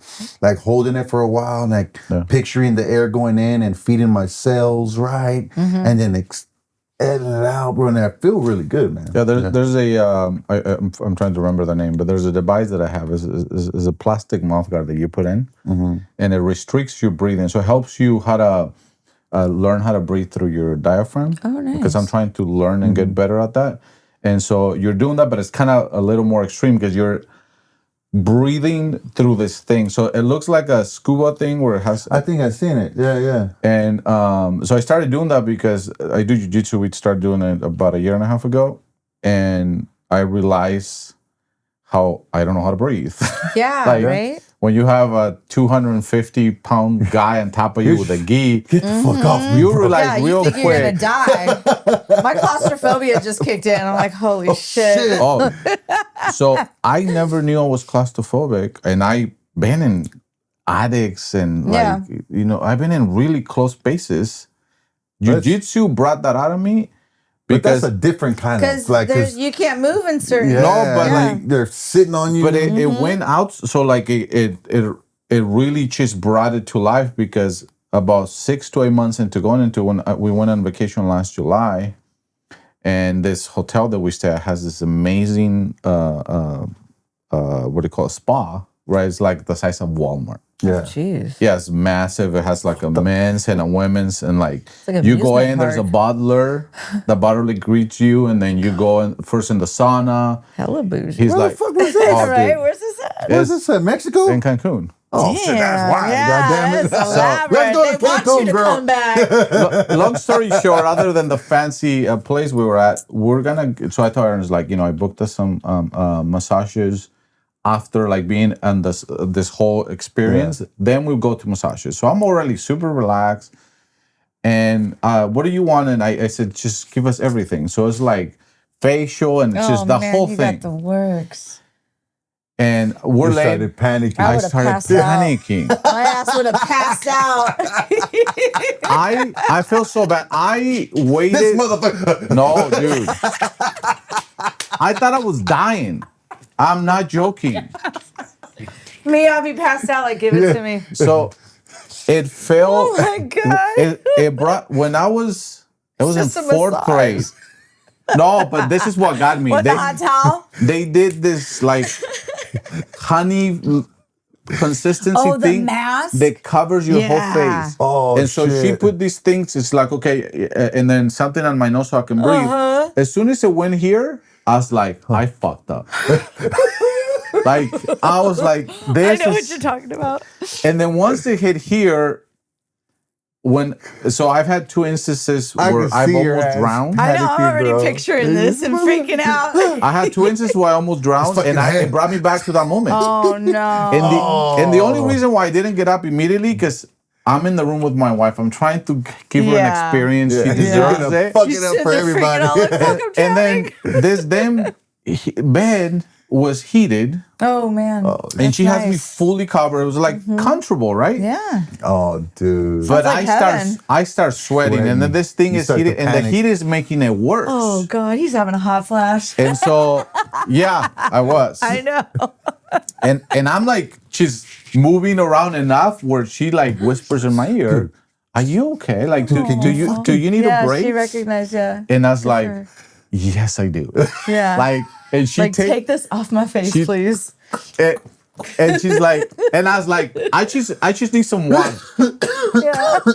because I'm like, I think if I open my eyes and see the world, I can get back in it. Yeah. And I was like, no, I just need some water, and it's a little hot. Can you turn this off? Yeah. So she takes the blankets off, she shuts it off. I drink some water, and then I go back and just like, are you sure you want me to do this again? It's like, yeah, I'm good. And she And the puts it same on, shit. and as soon as it starts, she was like, nah, I can't Jesus, do like, this. I take the can't do face this. stuff off. Yeah. Fucking And then I A, didn't bro. enjoy the whole experience after that because it put me in. I was in a just bad tense the whole state. time. You In a know what? bad I state. freaked out off of that, my first experience with that too. But then I Got was me like, teary-eyed, bro. breathe.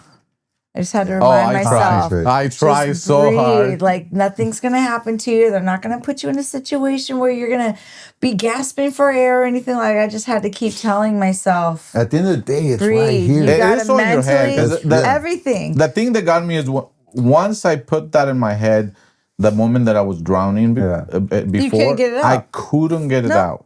Yeah. And because Because you already had the traumatic experience. right, and it's like, and then I was thinking to not think of that, and then you think about it more, and Right. so anyway, so it's, And your Alright. nerves are already shot. You're just Yeah. like, holy shit, So- this is crazy. but yeah, Man, hey, this conversation is badass, dude. I love All this. over. I love this. So, man, let's get into the nitty gritty. Let's talk some business, shit, right? here we Let's go. talk some more. Here we go. You know what I'm All saying? Let's we coming down, and I'm like, no, man. I want people to know who you are. Yeah. Right? Because the you see the person we're talking to, the vibes. It's awesome, man. It's awesome, man. I'm talking to you, and I felt like I've known you from high school. I hear that from almost You know what I'm everybody. saying? That It's just I meet. weird. Yeah. It's like I know. Do you know Rob? Because he also went to Rob Ayers. I'm a picture person. Is Rob okay. Rob is around? He's San Leandro. Well, my parents were San Leandro. I'm a Hayward cat. So Oh, I went to okay. Hayward schools. Okay. Oh, I thought you said Hayward you High. went to San Hayward Leandro. High. Oh, Yeah. okay. Went to Hayward Got you. High. Yeah. So you moved out east with your husband? Yeah, about 5 years ago. All right, you moved out.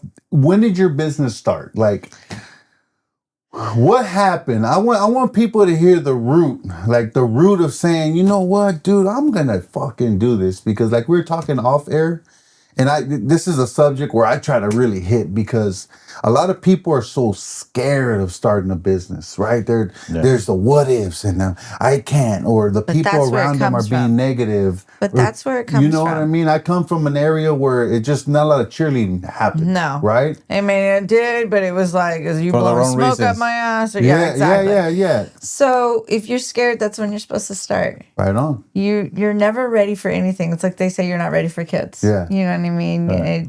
They try to, get you ready for marriage or whatever. But anyways. But when I came out here, actually, I wasn't baking. I was tattooing. So I was an eyebrow artist. I was restoring eyebrows for women whose eyebrows didn't grow. They were cancer survivors. They just wanted more eyebrow with their eyebrow. And then that developed into me doing fine line tattoos, which I fell in love with. But I started that when I was in Hayward. So I was doing that for about a year. And then I came out here and I was doing it for about maybe a little more than a year. Found an office and everything. I had a full-blown office with a waiting room. Out here? In Antioch. Oh, shit. Yeah, right off of Lone Tree and Sunset. Oh, okay. Right in that area. So I had a big it was a really good deal. Like, I lucked out when I found this. Like, it was just the universe put me in the right place at the right time. And I was like, I need to expand. I can't do tattooing out of my home. It's illegal.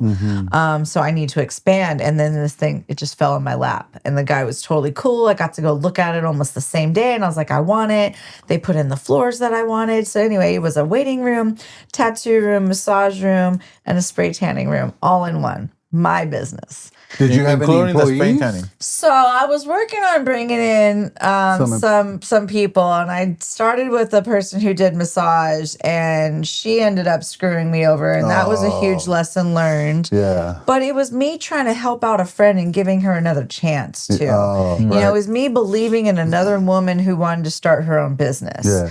And I met her, or I knew her when we were going to massage school. We were really good friends at the time. She showed me who she was, and that was totally fine. But that taught me what I wasn't going to allow to happen from then on out. Yeah. You know, but that had happened. And a short time after that, I woke up and I couldn't move my thumb, my dominant hand. I woke up and apparently I developed trigger thumb. And so from tattooing. So eyebrows can take anywhere from like 3 to 4.5 hours. Yeah, it's a lot of work. It's a lot of work. My wife's gotten them done. Some people fall asleep during the sessions like me because you're just like, whatever, but it's a lot of work. So my hand is just sitting there. And is that the same hand that you had the shoulder? Yeah, this is all in the same. I wish I was lefty. Yeah, I wish my husband was lefty. But so I woke up, couldn't move my thumb. And found out that I had developed trigger thumb. Had to figure out within a month what I was going to do with my office because rent was coming up. And I was like, well, it's either I find people to rent this out or I close shop. And being that I was new out here at the time, I didn't have the connections that I do now. Right. So I had to close shop. Fuck.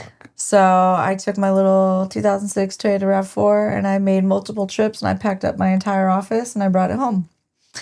And at this time, your husband obviously working a full-time job. Oh still, yeah. so He's the breadwinner. Yeah, obviously he works for the union. He's a sheet metal union worker. Just did a badass job and completed the Girdelli clock tower. Hadn't been touched in 100 years, so That's such a cool he got to experience. go and That's badass. waterproof that and make it freaking amazing.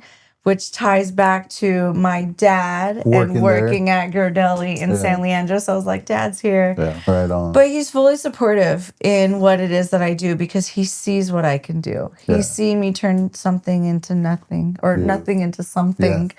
And he sees how passionate I get about things and all the ideas. And he believes in me. So before you go on, I've always asked the male part, like, how important is it to have a solid partner when you're chasing your dreams or your ambition? Extremely important. Why? Because I want you to be able to tell the young ladies that have that same ambition where I've seen it, right? I've seen where the girl, she has everything. She has the smarts. She has the looks. She has the work. And then she finds the guy who's intimidated by it and she throws it all away. Yeah, dude. So I really kind of want you to like dig into that if you can. I'm incredibly thankful that I have the partner that I have. Yeah. In the beginning, he didn't really understand what I call like an artist entrepreneur brain. I wear too many hats. I can't just wear one hat. Whereas he grew up with, no, that's the job you stick with. You know what I mean? Even my dad was like, don't Very quit traditional. Yeah. Even my dad was like, don't quit a job until you get another one. I was like, fuck that. I'm not going to deal with this asshole anymore. I'm out. You know what I mean? I was like, I'm gone, dude. I've had so many horrible male bosses though, to where the last one set the tone. And I was like, I don't want to work for anybody ever again. I don't want to work for a male ever again. And I'm never going to let a male corner me and verbally abuse me ever again. Oh, shit. Especially a boss. So I was like, I don't know how I'm going to make things work. I'm going to figure it out. And so I tried to figure it out with my artwork, you know, whether it was painting or drawing or graphic design. Like I even went to school for graphic design. I know how to build websites. Dude. I love making logos. I just love art. Yeah. No matter the aspect of it, I just love it. And so I tried to figure out a job with that. And it didn't work, so to speak, but everything that I tried led me to where I am now. So my art didn't work, and I went and worked for a printing company in Livermore. Learned how to work on those big-ass printing machines. Fell in love with print production and putting everything together and the whole aspect of that. Yeah. And that plays into my business with my own packaging, with my own packaging design, with everything that I'm doing. Everything that I've done has led up to what I'm doing now. The tattooing, the massage, like every little aspect, something has helped me get to where I am now. So it was hard, but that's the whole point of it. It's not supposed to be easy. You're supposed to learn lessons. You're supposed to grow. You're supposed to pivot. Preach. When things are hard. So like when my hand gave out, I had to pivot within a month. You didn't just sit there and be No, right? I was like, oh, woe is me. I was like, what the fuck is going on? How do I fix this? Got my cortisone shots, tried to come back. It didn't work. And I was like, all right, shutting it down, figuring out my next move.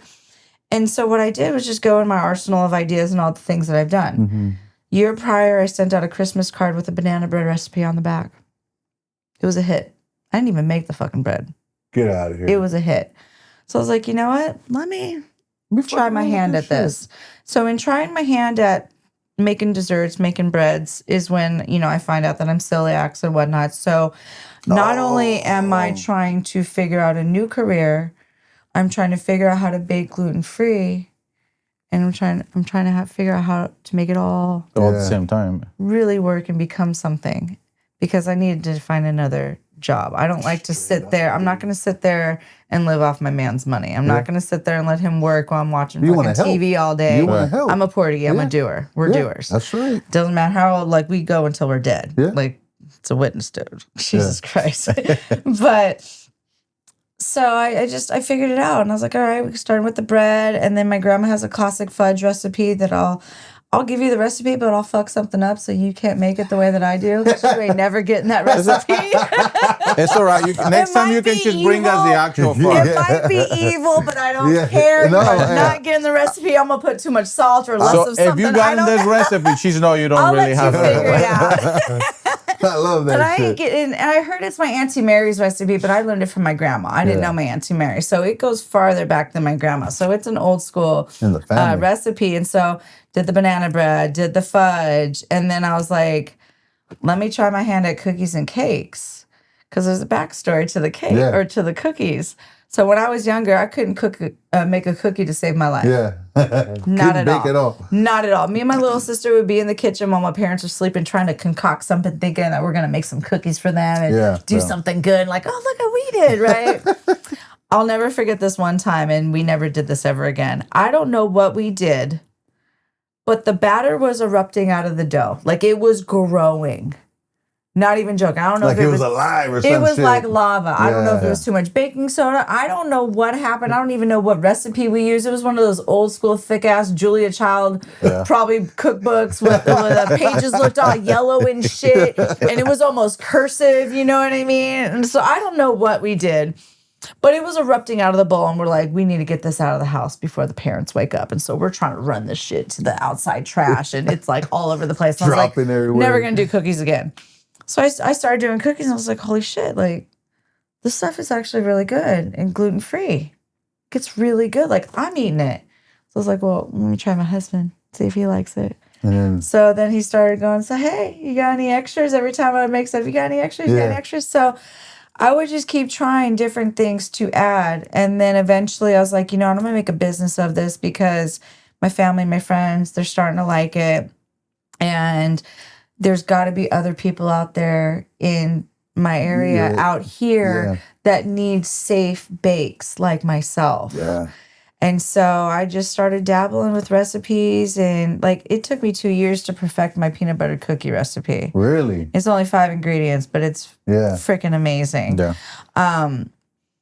But it was just a lot of trial and error, you know, and it's a lot of what ifs, and it's a lot of being scared, and thank God my partner is supportive, and he's just like, no, you got this. And so like if I'm self-sabotaging myself, I tell him like, hey, this is what's going on. You might not know the right answers, but at least he'll reassure me like, no, you got this. Right on. Yeah, that's so important. You know what I mean? Super important. I'm here, you know. If you don't have a partner who is cheering you on and who is doubting you, especially if you came into the relationship already with what you got, leave him. Yeah. Tell that to that young girl. I'm so freaking serious because he is going to ruin your career, your life, your money, all the things, because you're gonna sit there thinking that love is more important than everything that you built for yourself, and it's not. Mm-hmm. Love will complement everything that you've built for yourself. 100%. You are going to grow even further. I mean, my husband's not going to want to jump into my business, but he helps me. If there's something I can't build, he helps me. If I'm afraid to use a big piece of machinery and I need to make a new cake bar, he's cutting something up for me. Yeah. He helped me go and get my trailer that I manifested, Celiac. Yeah, really? A customer named her Celiac. We got this beautiful white horse trailer. Oh, shit. And he's helping me fix it inside and out to make it whatever it is I want it to be. I'm aiming for next year, but the tides have been turning lately, and I'm really not sure where things are going. So describe her to us. How do you envision she's gonna originally I wanted to have like a store on wheels where I could have all of my prepackaged everything just ready. You come up, whether it's merch, like an ice cream truck, everything, almost. Whether it's cake, cookies, brownies, whatever it is, you know what I mean? Merchandise that I make, my book that I came out with. No matter what it is that I create that pertains to my business, I just want it to be a store on wheels. The problem is here in California, we have the most strictest food laws out of any state. It just boggles my mind, but I get it. And especially Cocoa County, they have really strict laws out here because before I started, there's people that got sick and passed away because of I think it was a Thanksgiving church fundraiser or something like that. Food wasn't prepared right. Yeah, if you know some people in town that are lifers, they know about it and they'll tell you about it. But laws got stricter. But with COVID, grew the micro kitchen business. Right. Oh, yeah. And a lot of people wanting to have a food truck. And so the health department didn't realize how fast that was going to grow. So fees are starting to go up now. More laws are starting to be implemented. But it's it's not a get out of here. It's not a deterrent for me though, because it just goes with my business and providing safe celiac bakes. Yeah. Right. I upped my license from A to B because I was like, I want to do more. With an A license, you can only do so much. With a B license, you can ship and sell throughout the state of California. Oh, nice. So that allowed me to have now 4 drop locations. Oh, shit. So you can find my stuff over at Gleam Boutique downtown on Chestnut. Go, girl. You can find my stuff over at Creative Station in the Vic Stewart Shopping Center. Yeah. You can find it over at Sweet G's Cookie Studio off of Balfour, and you can also find it in Boondoggies. Let's go. And I'm working on a 5th location, but I'm not going to talk about that yet. Yeah. But Do you even also that's ship? hard. I do if people are, like most. It's usually my friends because a lot of my friends have moved away. But I'm usually shipping to my friends or whatnot. But yeah, I do ship. Yeah. But mainly the cookies or cake jars, or I can't ship you a cake. It's not going to look, it's not going to look as amazing as me making it. But I've also stopped making cakes for a period of time right now too, because it was just kind of stressful, and I was experiencing burnout really fast. And so I was like, I'm going to pivot. I'm going to kind of this area here. Yeah, I'm going to kind of dummy down my business a little bit, focus on the drops. Shorten up the menu. Yeah, exactly. I shortened it up a little bit to just focus on cookies, brownies. My Rice Krispie treats are gluten-free. If you don't know, now you know Rice Krispie treats are not gluten-free. They're Because not? of the malt. Because of the malt. I did not know Malt that. is derived from barley. Barley is gluten. Oh, yeah. No. So you're going to learn a lot of stuff from me. Yeah, dude. And I take to my stories a lot, and I try to educate people on everything that I encounter in my business. Like I'm fully transparent. So it's like, if you want to start your business, watch my stories. You're going to see the ins, the outs, the in-betweens, the good, the bad, the ugly, all the things. Like I just had somebody chew me out because she thought I was talking shit about something that happened with an order. And I was like, it wasn't talking shit. You gave me content to explain why it's hard for us to do this, or why I'm not doing a service anymore, or why this bothers your baker. Like, it's creating content, and I'm educating my audience, whether it's on safe bakes or starting your own business, or social media, in doing this and taking to my stories and in working with the chamber. I'm also a director with the Brentwood Chamber. Nice. I handle their social media. So in doing the social media and bringing that to the table as a director, and in doing it in my own business, it's allowing me to educate my audience even further. 100%. There's people who only have an Instagram because they just created it. They don't know what the hell to do with it. Yeah. And they're starting a business, and they're like, I like what you're doing. Like, can you teach me that? Like, I watch your stories. You give me inspiration. You inspired me to take to my stories now. Now I'm starting to show face. Like, I hear this multiple times a month, or like I will see a new baker out there, and it's obvious. When you're a legit baker, we know when you're a new baker. I love that. Because they always offer things that we are not allowed to make. There's a huge list. The new baker. Yes, the new bakers. And I'm not trying to knock anybody's hustle whatsoever, because they probably don't know. Yeah. There's a lot of people that move from other states and come here and start a business, and those states are super lenient. And they don't know the rules What's the and the most laws typical here. thing that you see that somebody offers when they're new? But they shouldn't? Oh my God, what is it off the top of my head? We can't do cream cheese frosting. Oh, no. That makes sense. Probably because of refrigeration. And stuff. Yeah, you got to take into account temperature. You cannot do a lot of things as a home baker that you can do as a commercial baker. Right. So there is a difference. You cannot turn your home into a commercial bakery. That does not exist. Somebody tried to tell me that one time, and I was like, oh, let me try to do that. And my inspector saw, hell no. girl, who did you talk to? Like, they're trying to set you up. And I was like, okay, lesson learned. Yeah. You know what I mean? But there's just, a lot of things that you can do as a commercial baker, like say cheesecakes and the cream cheeses and, all the things that would probably spoil in a certain temperature, but I'm here to teach you all that through me. Learn through my mistakes, learn through my hardships, Tell 'em. Learn through all of it, because I didn't have a book when I was starting out. Yeah. I had to go and find out all this myself. Yes. I had to go figure out what licensings I needed. Did I need insurance? Did I need a seller's permit? What did I need? Yeah. And that was hard. Yeah. And what was hardest is not knowing if you're filling it out right and if you're going to get denied. Because there's not a book saying, "Oh, this is how you do it." So let's talk about your book. Let's talk about what's the go ahead, show. Come on. So this what's is the title of your book? This is just my little personal copy here, but my book can be found on Amazon Kindle. Oh, it's right on. called So You Want to Be Gluten-Free Inclusive. This is so funny how this was created.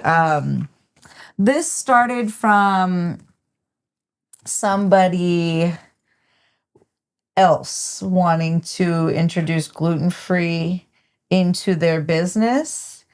And I was afraid, as somebody with celiac, I was afraid it wasn't going to be done right. Oh, okay. And not that I want to tell anybody how to do anything, but there is a right and wrong way to introduce gluten-free into your business as a baker. So there's a difference between celiac friendly and there's a difference between gluten-free. Oh, okay. Yeah.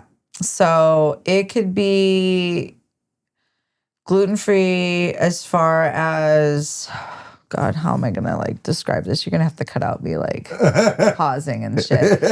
Okay. So take for instance, me being celiac, everything has to be celiac friendly, meaning that there cannot be any cross-contamination. Oh, got it. So your pots, your pans, your oven, your utensils, everything has to be dedicated to strictly gluten-free products. Right. That makes it celiac safe. So take, for instance, Red Robin here in Brentwood. They have a dedicated gluten-free area for us celiacs. They do. Oh, really? So you let them know, like, you have an allergy. They got a dedicated fryer, utensils, pans, everything. I spoke to the manager myself. So that's how I know. Because I was like, can I even try any of this? And they're like, oh, yeah, it's gluten-free. And then I asked more questions and it was totally safe. So they got cauliflower pizza. I asked if their sauce was safe because sometimes wheat is put in sauce and a lot of people don't realize that. Completely safe. So that's celiac friendly.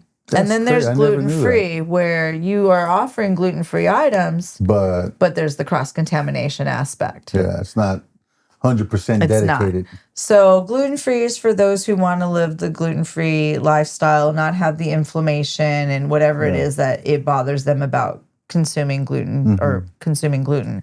Whereas me, it needs to be safe all around because I think it's like 20 grams or 20 pieces of rice. That's as much gluten as we're allowed to have without it affecting us. But I don't even want to. When you say people with celiac or people in general? With celiacs. Okay. Yeah. 20 little rice grains. Yeah, but why?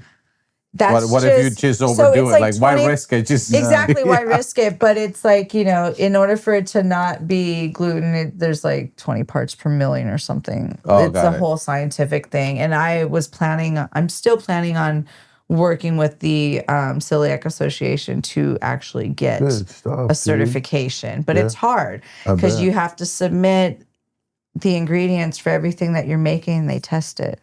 So that's why, let me just scale down my business a little bit and only do a couple of things. Your recipes and try out new recipes, focus on the drops, whatever orders come in. Because cakes are stressful, especially during the summertime out here because of the heat. Yeah, right. Especially out here. Hitting like 116 and shit almost. You know what I mean? So no matter what it is, it's hard. And so I wanted to create this book from a celiac person's perspective on how to do it the right way, whether in your home or in a restaurant. Gives you all and you can get it on Amazon and anywhere else? On Amazon Kindle only right now. So I want to try to figure out how to make my own book. I would like to make my own book. That's just the artist in me. I want to do it myself, but I want to have it made into a hard copy. So that way, when I have events and whatnot, I have it. Anybody can buy it right now off on Amazon. It's like 150. We'll put in the link. 152 pages. It's freaking amazing. It's packed with everything you need to know. How long did it take you to write it? Because I'm in the middle, like right now, writing my book, right? But I'm literally going from like what I can remember and things I'm learning to I'm trying to get to like right here.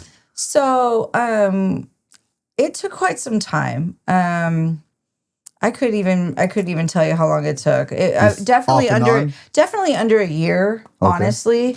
But being that I know so much about it because of my own personal experience, it was really easy. Yeah. And then what I did too was, because I'm not a writer, I'm not good at putting things into words that people want to read. And so what I did was I plugged all of what I know into ChatGPT.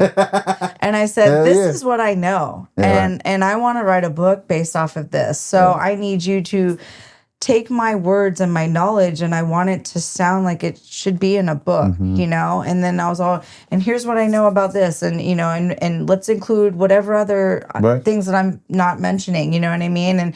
And so I went through everything that it helped me create with what I had, and then added more, you know, where to get certifications and all the things. And and did a lot of back and forth proofreading with that. That was the hardest part, was reading through all of that and making sure that it was in order and all the chapters were there that I wanted to have. And like, I don't even feel like it's done. Yeah. I want to come out with another one already so people know the difference and more in-depth tell of celiac and gluten-free, like I just explained, because it's not enough. No. It's not enough. No. But if you were to take this and use this as a manual, you could provide safe celiac bakes. Have you thought about writing your book?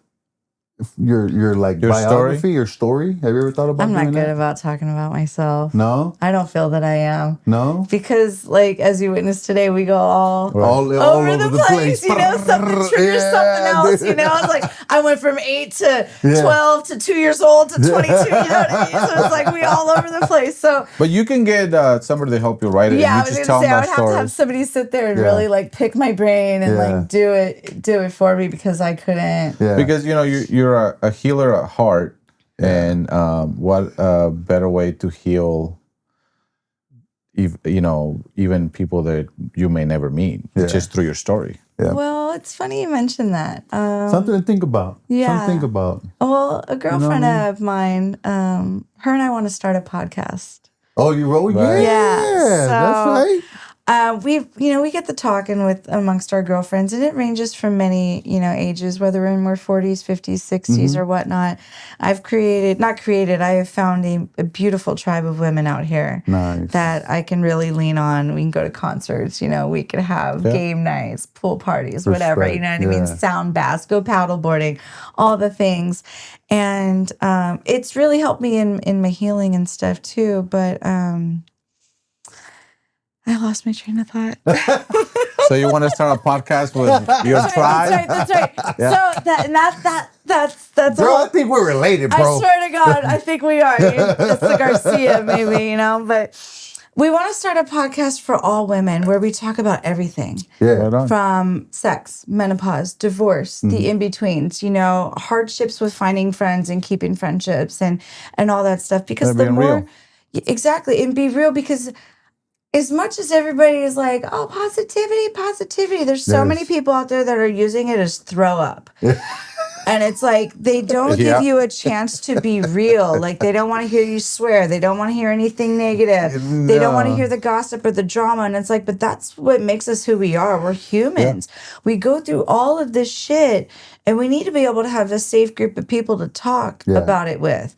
And I feel that the girlfriends I know, that we have that safe group, and we want to share that with other people who want that as well. Yeah, because it's good for you to have that group of people, but it's also even greater for you to share it out. Yes. So that those people that don't have those group of people be like, oh, that is normal that I'm feeling that way. Yeah. Totally. Even though my group is not supporting it, I'm okay to feel this way, and I can I'm relate. Not crazy after all. Well, especially when it comes to menopause. A lot of us pretty much join forces because we're all kind of feeling the same thing at different ages. And there's a taboo around it. There is. I mean, even the way you just said it, like just the whole word menopause is like. Well, because for one, people are still, doctors, all physicians, they're still figuring it out. Yeah. You know what I mean? It's like when. Really, let's see, how many years ago? 8 years ago, when I was going through it, here's a pamphlet. Right. Yeah. Go to a meeting, you know what I mean? And I had to figure things out for myself. And a lot of women, like, they don't know, they don't want to talk about it. They're embarrassed to talk about it. They don't know who to talk to about it. Right. And there's a lot of us going through it at different stages. It's not just, oh, you're in your 50s, 60s, it's menopause time. No, You know what I yeah, mean? Like no. I went through it early. Yeah. But in finding this company that I now work with, I found out that I actually went through ovarian failure. Oh shit. Oh, And that then it kickstarted the menopause. that makes sense. So in finding that out just recently, it's creating a whole new healing journey for myself. Whereas I was like, why am I going through menopause early? What's wrong with my body? Why is it doing this? You know, like, did it happen? Like, I tried to find out if it happened with my mom and with my grandma. Like, I had to go through family history. Yeah. I got tested. So many different, they tested to see if I had autism because you can have a messed up chromosome that'll bring on early menopause. Did not know that either. What? Exactly. So, but in Wait, people that have that chromosome will have. you can have a jacked up chromosome that'll bring on early onset Oh, I see. menopause. Yeah. And with women, our hormones that's why Yeah. they say it's hard for us to figure out. You're right, it is. Yeah. We are complicated. We create life. Yeah. We go through all these changes. You know, we lose hormones. All sorts of things that men will never ever deal with and never experience and never will understand. But we got to be here for one another because 100%. different stages, it's happening at different stages Yeah. of our life, you know? So, But you know, Straight I think what you said is so true. But it's also, I think, important to talk about it, and so that you're also educating the men, right? exactly. So Because- they understand what their wife is going exactly, through. like Yeah. I've looked into it, know a little bit more than I should because my wife is 45, and I think of those things like, okay, well, Yeah. it's coming up, and it's always been a taboo. And then the very little that I've been reading into is like, okay, well, it's just a part of life. Yeah. But I remember even as a child, like those conversations that happen around my tias and stuff. Yeah. That was like a bad word. Like Uh-huh. like you're about to die. You're going through menopause. Your life is You over. called it the change. You don't bring up the word menopause. Right.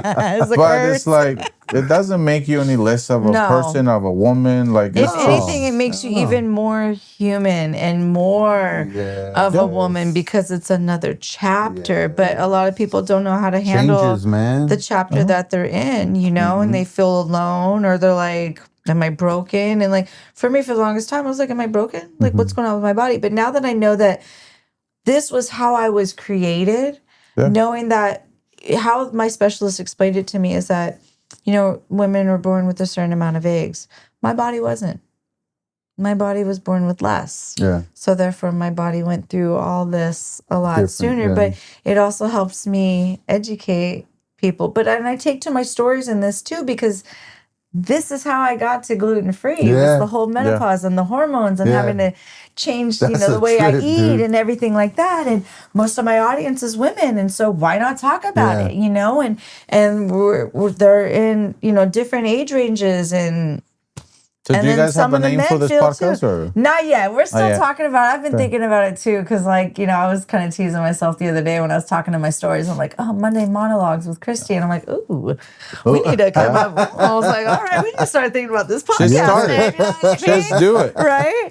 But You guys are gonna kill it. You're I gonna kill have it, dude. really good feelings about it because I know I wish there was something like that for me. We don't want to hear from a doctor. We Yeah. don't want to hear from some Yeah. You want the real. even a gynecologist isn't fully educated when it comes to menopause. They're not taught that. Yeah.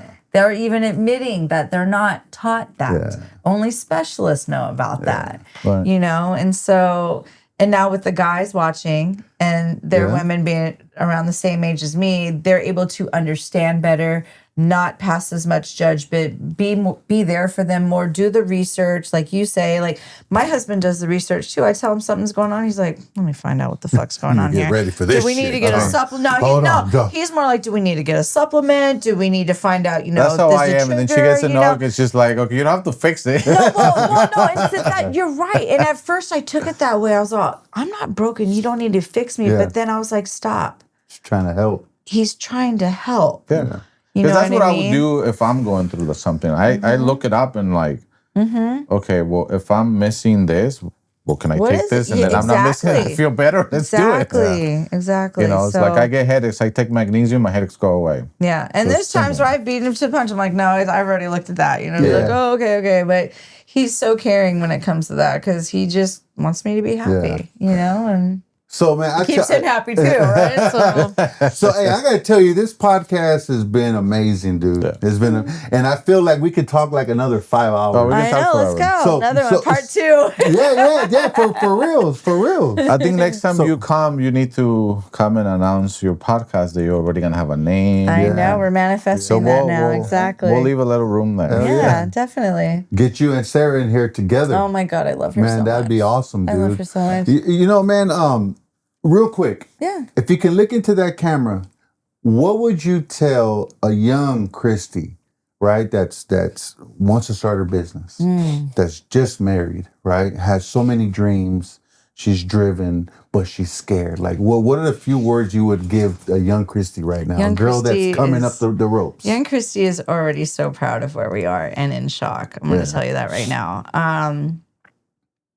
I never knew what I felt that. Thank you. I felt that. I never knew what I wanted to be when I grew up. I didn't ever put something on myself. I wanted to try everything. And in doing that, it's going to be hard because you're not going to have a stable income. And that's okay. But you can't stop trying to bring something in no matter what it is. You can't ever give up. My biggest thing is just manifest whatever it is that you want. If it's not there, you haven't seen what it is that you want to do be created, create it. Mm-hmm. Why not? Just don't give up. Don't let anybody tell you no. And of course, you're going to receive a whole bunch of no's. You might receive 1,000 no's before you receive that one yes. But Yes. try not to let self-sabotage ruin your progress. Set boundaries. Be direct. And, oh man, there's so much I could say. Just fucking kick ass. Yeah. Basically, just wake up every day and strive to be a badass. Strive to be better than you were the day before. And all I could say is just keep going. 100%, Honestly, just seriously 100%, keep dude. going. Well said. You can't let nobody tell you what your dreams are. Hell no. Say that one You more cannot time. let anybody tell you what your dreams are. Those are your dreams. Those are your visions. It's Fuck like yeah. it's like I would love a business partner, but I'm afraid they'll take my shit away from me, and they're not going to see anything how I see it. So I am my ultimate business partner, and most of this I am doing by myself. It is scary as hell. There are times where I'm like, why am I doing this? Yeah. There are times when I do want to shut down my business. But then I get that message where someone's like, my kid can finally have cake on his birthday. You're providing a safe space You know what I and mean? healing in a Like, different way I have now. a friend coming in out of Helping. town. Yeah. Now I can provide some celiac or safe deliciousness for them. We can have desserts together. Straight Or up. I'm glad I don't have to travel all the way to San Ramon or Oakland or wherever the next gluten-free stop is to get a dessert. That makes me feel really good, and that keeps me going on the days when I just want to stop. So I love just that. I love that. keep fucking going. Yeah, I'm gonna make sure my girls hear that part, dude. I'm serious. I'm dead I'm not serious. good with my words, So, but no, no, I yes, feel you are. it. You know what I But mean? you- Like, I you- feel it. you Like, game. Okay, here goes just the next be a one. badass. There goes the range, Here the goes curveball. Here goes the next Oh, one shit, for you. here we go. Okay, now you're talking. I want you to talk to yourself 10 years from now. Oh shit, girl. Yeah, Oh, like, my hey, Where do you want to be? Where you hope you have have accomplished? You, business, right? Community. Oh, in 10 years, I ain't gonna be done. A Portuguese never stops. Oh, In 10 years from now, girl, we're gonna be showing you this in 10 years. I girl. know. My God, this is hard. This is so hard because things are changing right now. Yeah. Like, as we speak, business is changing. Like, I am pivoting into another realm of a different career Yeah. that was transpired because of the social media presence that I created for myself in my business. So I'm going to be offering like social media coaching soon for those who don't know what the hell to do and want to know how I do it. Yeah. And so I figure in 10 years, like I had a plan that I would have a bakery in 5 years. Okay. That's kind of out the window now because I embrace change and I'm a pivoting queen.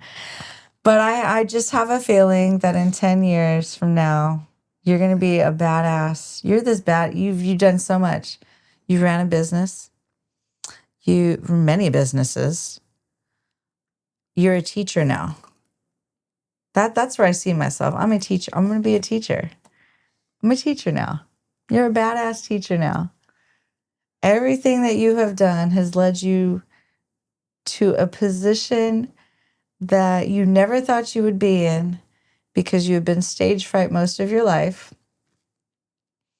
And everything that I have done right now has gotten you out of that fear to where now you can stand in front of a room of people, it doesn't matter the size, and you can teach them whatever experience it is that you have been through. And that's where we're going. I could feel it. I could already feel it. I felt it. Even The air changed. It kind of changed a little bit right? here, bro. It got so freaking quiet. Even my sister said the other day, she was like, you're a teacher. You don't know it, but you're a teacher. And I felt that to my core because I used to be so stage fright. I was bullied so much as a kid. I wouldn't want to stand in front of the class. None of that. You were bullied by someone you lived with. I was bullied by not only somebody I lived with, not only a family member, but the people I went to school with as well. And I couldn't do anything about it because I was told, you get in a fight at school, you get in a fight at home. So I had to deal with a lot of shit. But yes, it makes you stronger. Yes, you're going to go through hella shit and it's going to be hard. The healing process is not easy. That journey is the hardest journey I've ever been on. But damn, do I feel powerful and strong as fuck right now with all the boundaries that I've been setting, with how far I've come, with y'all helping me realize like what I have done, friends who see me and, remind me of who I am. Like, let's go. It feels good. And the next chapter is all about teaching and helping others step into their space. Yeah. Because I've already stepped into mine and I'm ready to move on. That's right. And go into the next one. So one of my healing parts was I went to church, right? I went back to Catholic church. It just wasn't working. And my wife was like, man, we just got to try something different, right? And so she took me to Fellowship Church in Antioch. And it was just weird, man. Like to this day, I can't explain it, right? Something beautiful happened inside me, right? But, fast forward, going to classes, right? And one of the pastors pulled me to the side and he's like, man, when you walk into the room, you don't even know it, bro, but you walk into the room like God sent you here.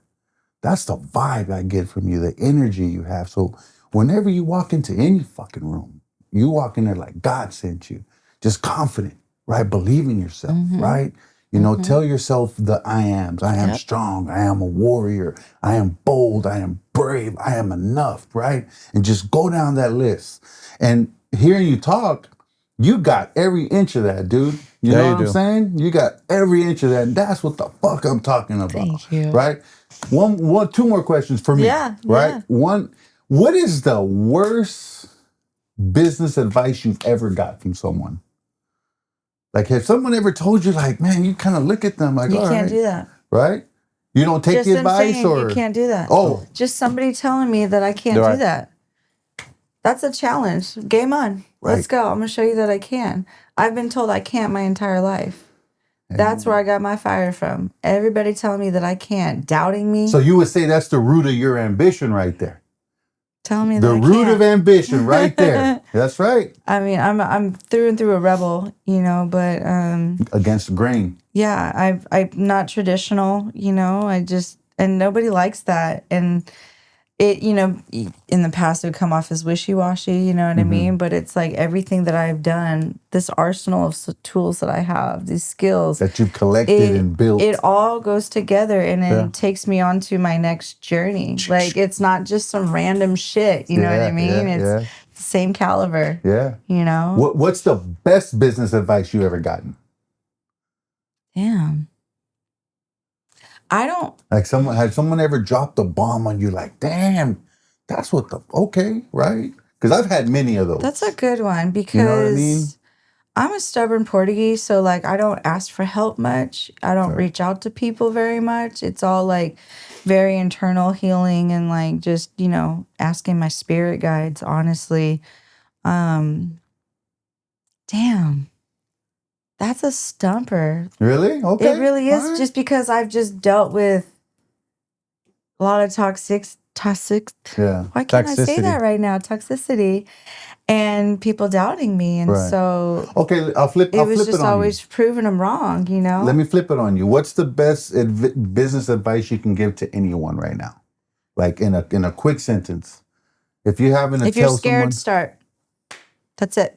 Miss Foodie, If basically you're I said scared, the start. same thing. That's Foodie mainly said it. that. If you're scared, start, because that is the universe, God, whatever, telling you that it's time. Yes. The fire is starting. Let's fucking And go. you have to act on it. You have to keep throwing Yeah. more logs so it grows and you could see where it goes. You know what I mean? But you got to start scared. Like my husband never understood all the things until he saw it all together. Like when I was doing tattooing, like he saw me, you know what I mean? But when I was baking, he said something to me I'll never forget. And he's all, damn, babe. He's like, you're a badass fucking baker. And I was like, he just called me a baker. Yeah. Before, he didn't call me a tattoo artist. Before, he didn't call me massage therapist. There was no title before. I felt so seen in those words. Good job, so dude. seen in Well those done. words. I was like, holy shit. Like not that I doubted him believing in me, but that solidified it. I was all, he sees everything that I do. And then when I'm working, well, I don't do this anymore, but when I work on a cake, and he comes popping in, he's like, holy shit. You're getting down, That is girl. badass. Like, it's a different kind of it feels so good. Like you feel seen. Like when your partner sees you, it don't matter what anybody else thinks. Yeah. Straight whatsoever. Up. Straight up. That why is it's my important to biggest choose the right cheerleader partner. right there. Like, even though he don't know a goddamn thing about bacon and he ain't trying to be a part of the business like that, he is my biggest cheerleader and supporter, and he's gonna give it to me straight, and vice versa. But start scared and do the damn thing. Do you think he is that he's kind of more He's aware traditional now, and that's why he now called you a He's baker? definitely more now aware. Or is it, or was it also that on those times that was just meant for passing for you to gather tools, and you were not fully in like you were in at this point? Is it a little bit of both? So yeah, it definitely is, because Damn, I was still that's trying deep to right there, bro. I was still trying to figure out who I was and where I was going. Right. Yeah. In the beginning of our relationship, like I didn't know what the hell I wanted to do, and I bet that was probably scary for him as the breadwinner, and it's like, oh, is she going to be able to contribute? You know what I mean? And Because we as partners, right, we get to see like, you can try to pretend to be whoever you want in front of public. he sees, But he I know watches my stories too. And I'm like, shit. He saw my acting. Your partner knows. The voice, you switch your voice up and shit like that. Like, God damn it, he's watching. But no, he sees it all. He accepts me for everything, but he knows what I'm trying to do. Yeah. That's awesome. He sees my vision. Respect. But yeah, But if he wasn't around, I probably wouldn't know how to stop. You know what I mean? Like if I was single, I probably wouldn't know how to stop. I probably wouldn't take That's care. a good balance. He He's your definitely helps me balance. ground myself, and the balance. You know Ain't what I that mean? a trip, dude? How important that is? Yeah, 'Cause like if my wife wasn't around, I'd be fucking lost in the sauce. like I was kind of doubting myself, lately, and like what direction I should take. And I was like, oh man, I don't even know if I should stop doing cakes or not, And I was, he's like, you gotta take care of you, and you gotta do what's best for you. You know what I mean? Like if you're doing too much, chill it out. You know what I mean? And even just yesterday, I was like, man, I announced that I'm not doing cakes anymore. And why does everybody want cakes now?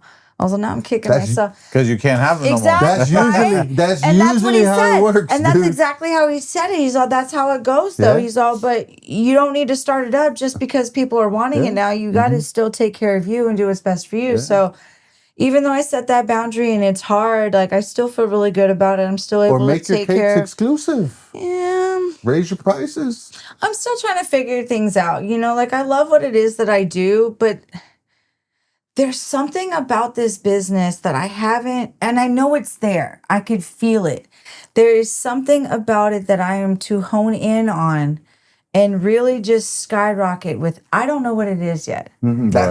That's I have the no idea fun what part it is. of it, Exactly. though, dude. Yes. So that's why it's like I need to dabble with scale the cakes back, only do a couple things or whatever it is. Exclusivity, Exactly. freaking, yeah. Whatever it is. So I'm still figuring it out. I'm never going to have it all figured out. I don't have a set goal.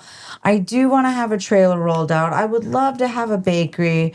I would love to be able to, I would love to do all the things, but I'm one person. Yeah. So I'll figure it out when That's right. it's That's time. right. The universe Right. has me on a certain path. Yeah. And things will happen when they're supposed to happen. I'm not trying to rush anything. If you could be any animal in this world, what would you be and why? Any animal. It's not an animal, it's a butterfly. Okay. Oh, no. It's two things. I'm sorry. Mhm. And it's weird because they're triggers too. But these triggers have really became a part of me. So these two things, my stepmom loved, but I love them for different things and what they actually mean and how it's created me. So I love butterflies. Mm-hmm. They represent freedom for me. They represent beauty. Beauty. They represent change and Struggle. all struggle, birth, all sorts of things. But I love me an elephant. Yeah. Oh, I love it. They're so strong and powerful, and they don't forget. Yeah. Yeah. And like I'm a combination of. So if family-orientated. I'd be an elephant with butterfly wings. There you go. That's what I would be. You know what I mean? No, I dig That's that. what I Elephant would with be. butterfly That's a true wings. artist right there. Yeah. That is a true 'Cause artist I can't and answer also, to that question, seriously, bro. And that's always been a part of my life though too. Like I can't just pick one thing. I'm a Pisces. We're a yin and yang sign. So it's like it's always Yeah. two things. It's never one. Yeah. I can never pick. You know what I mean? Like I can always see the good and I can always see the bad. Like that's just how it You is. try to merge them. That's just exactly. That's just Yeah. how it is. It's always been like that. All right. If you won $30 million right now, what are the first three things you're doing with your money? The first three things, free me and myself, my husband and myself of any debts. Pay it, and that would be paying off our house because that's part of a debt too. And then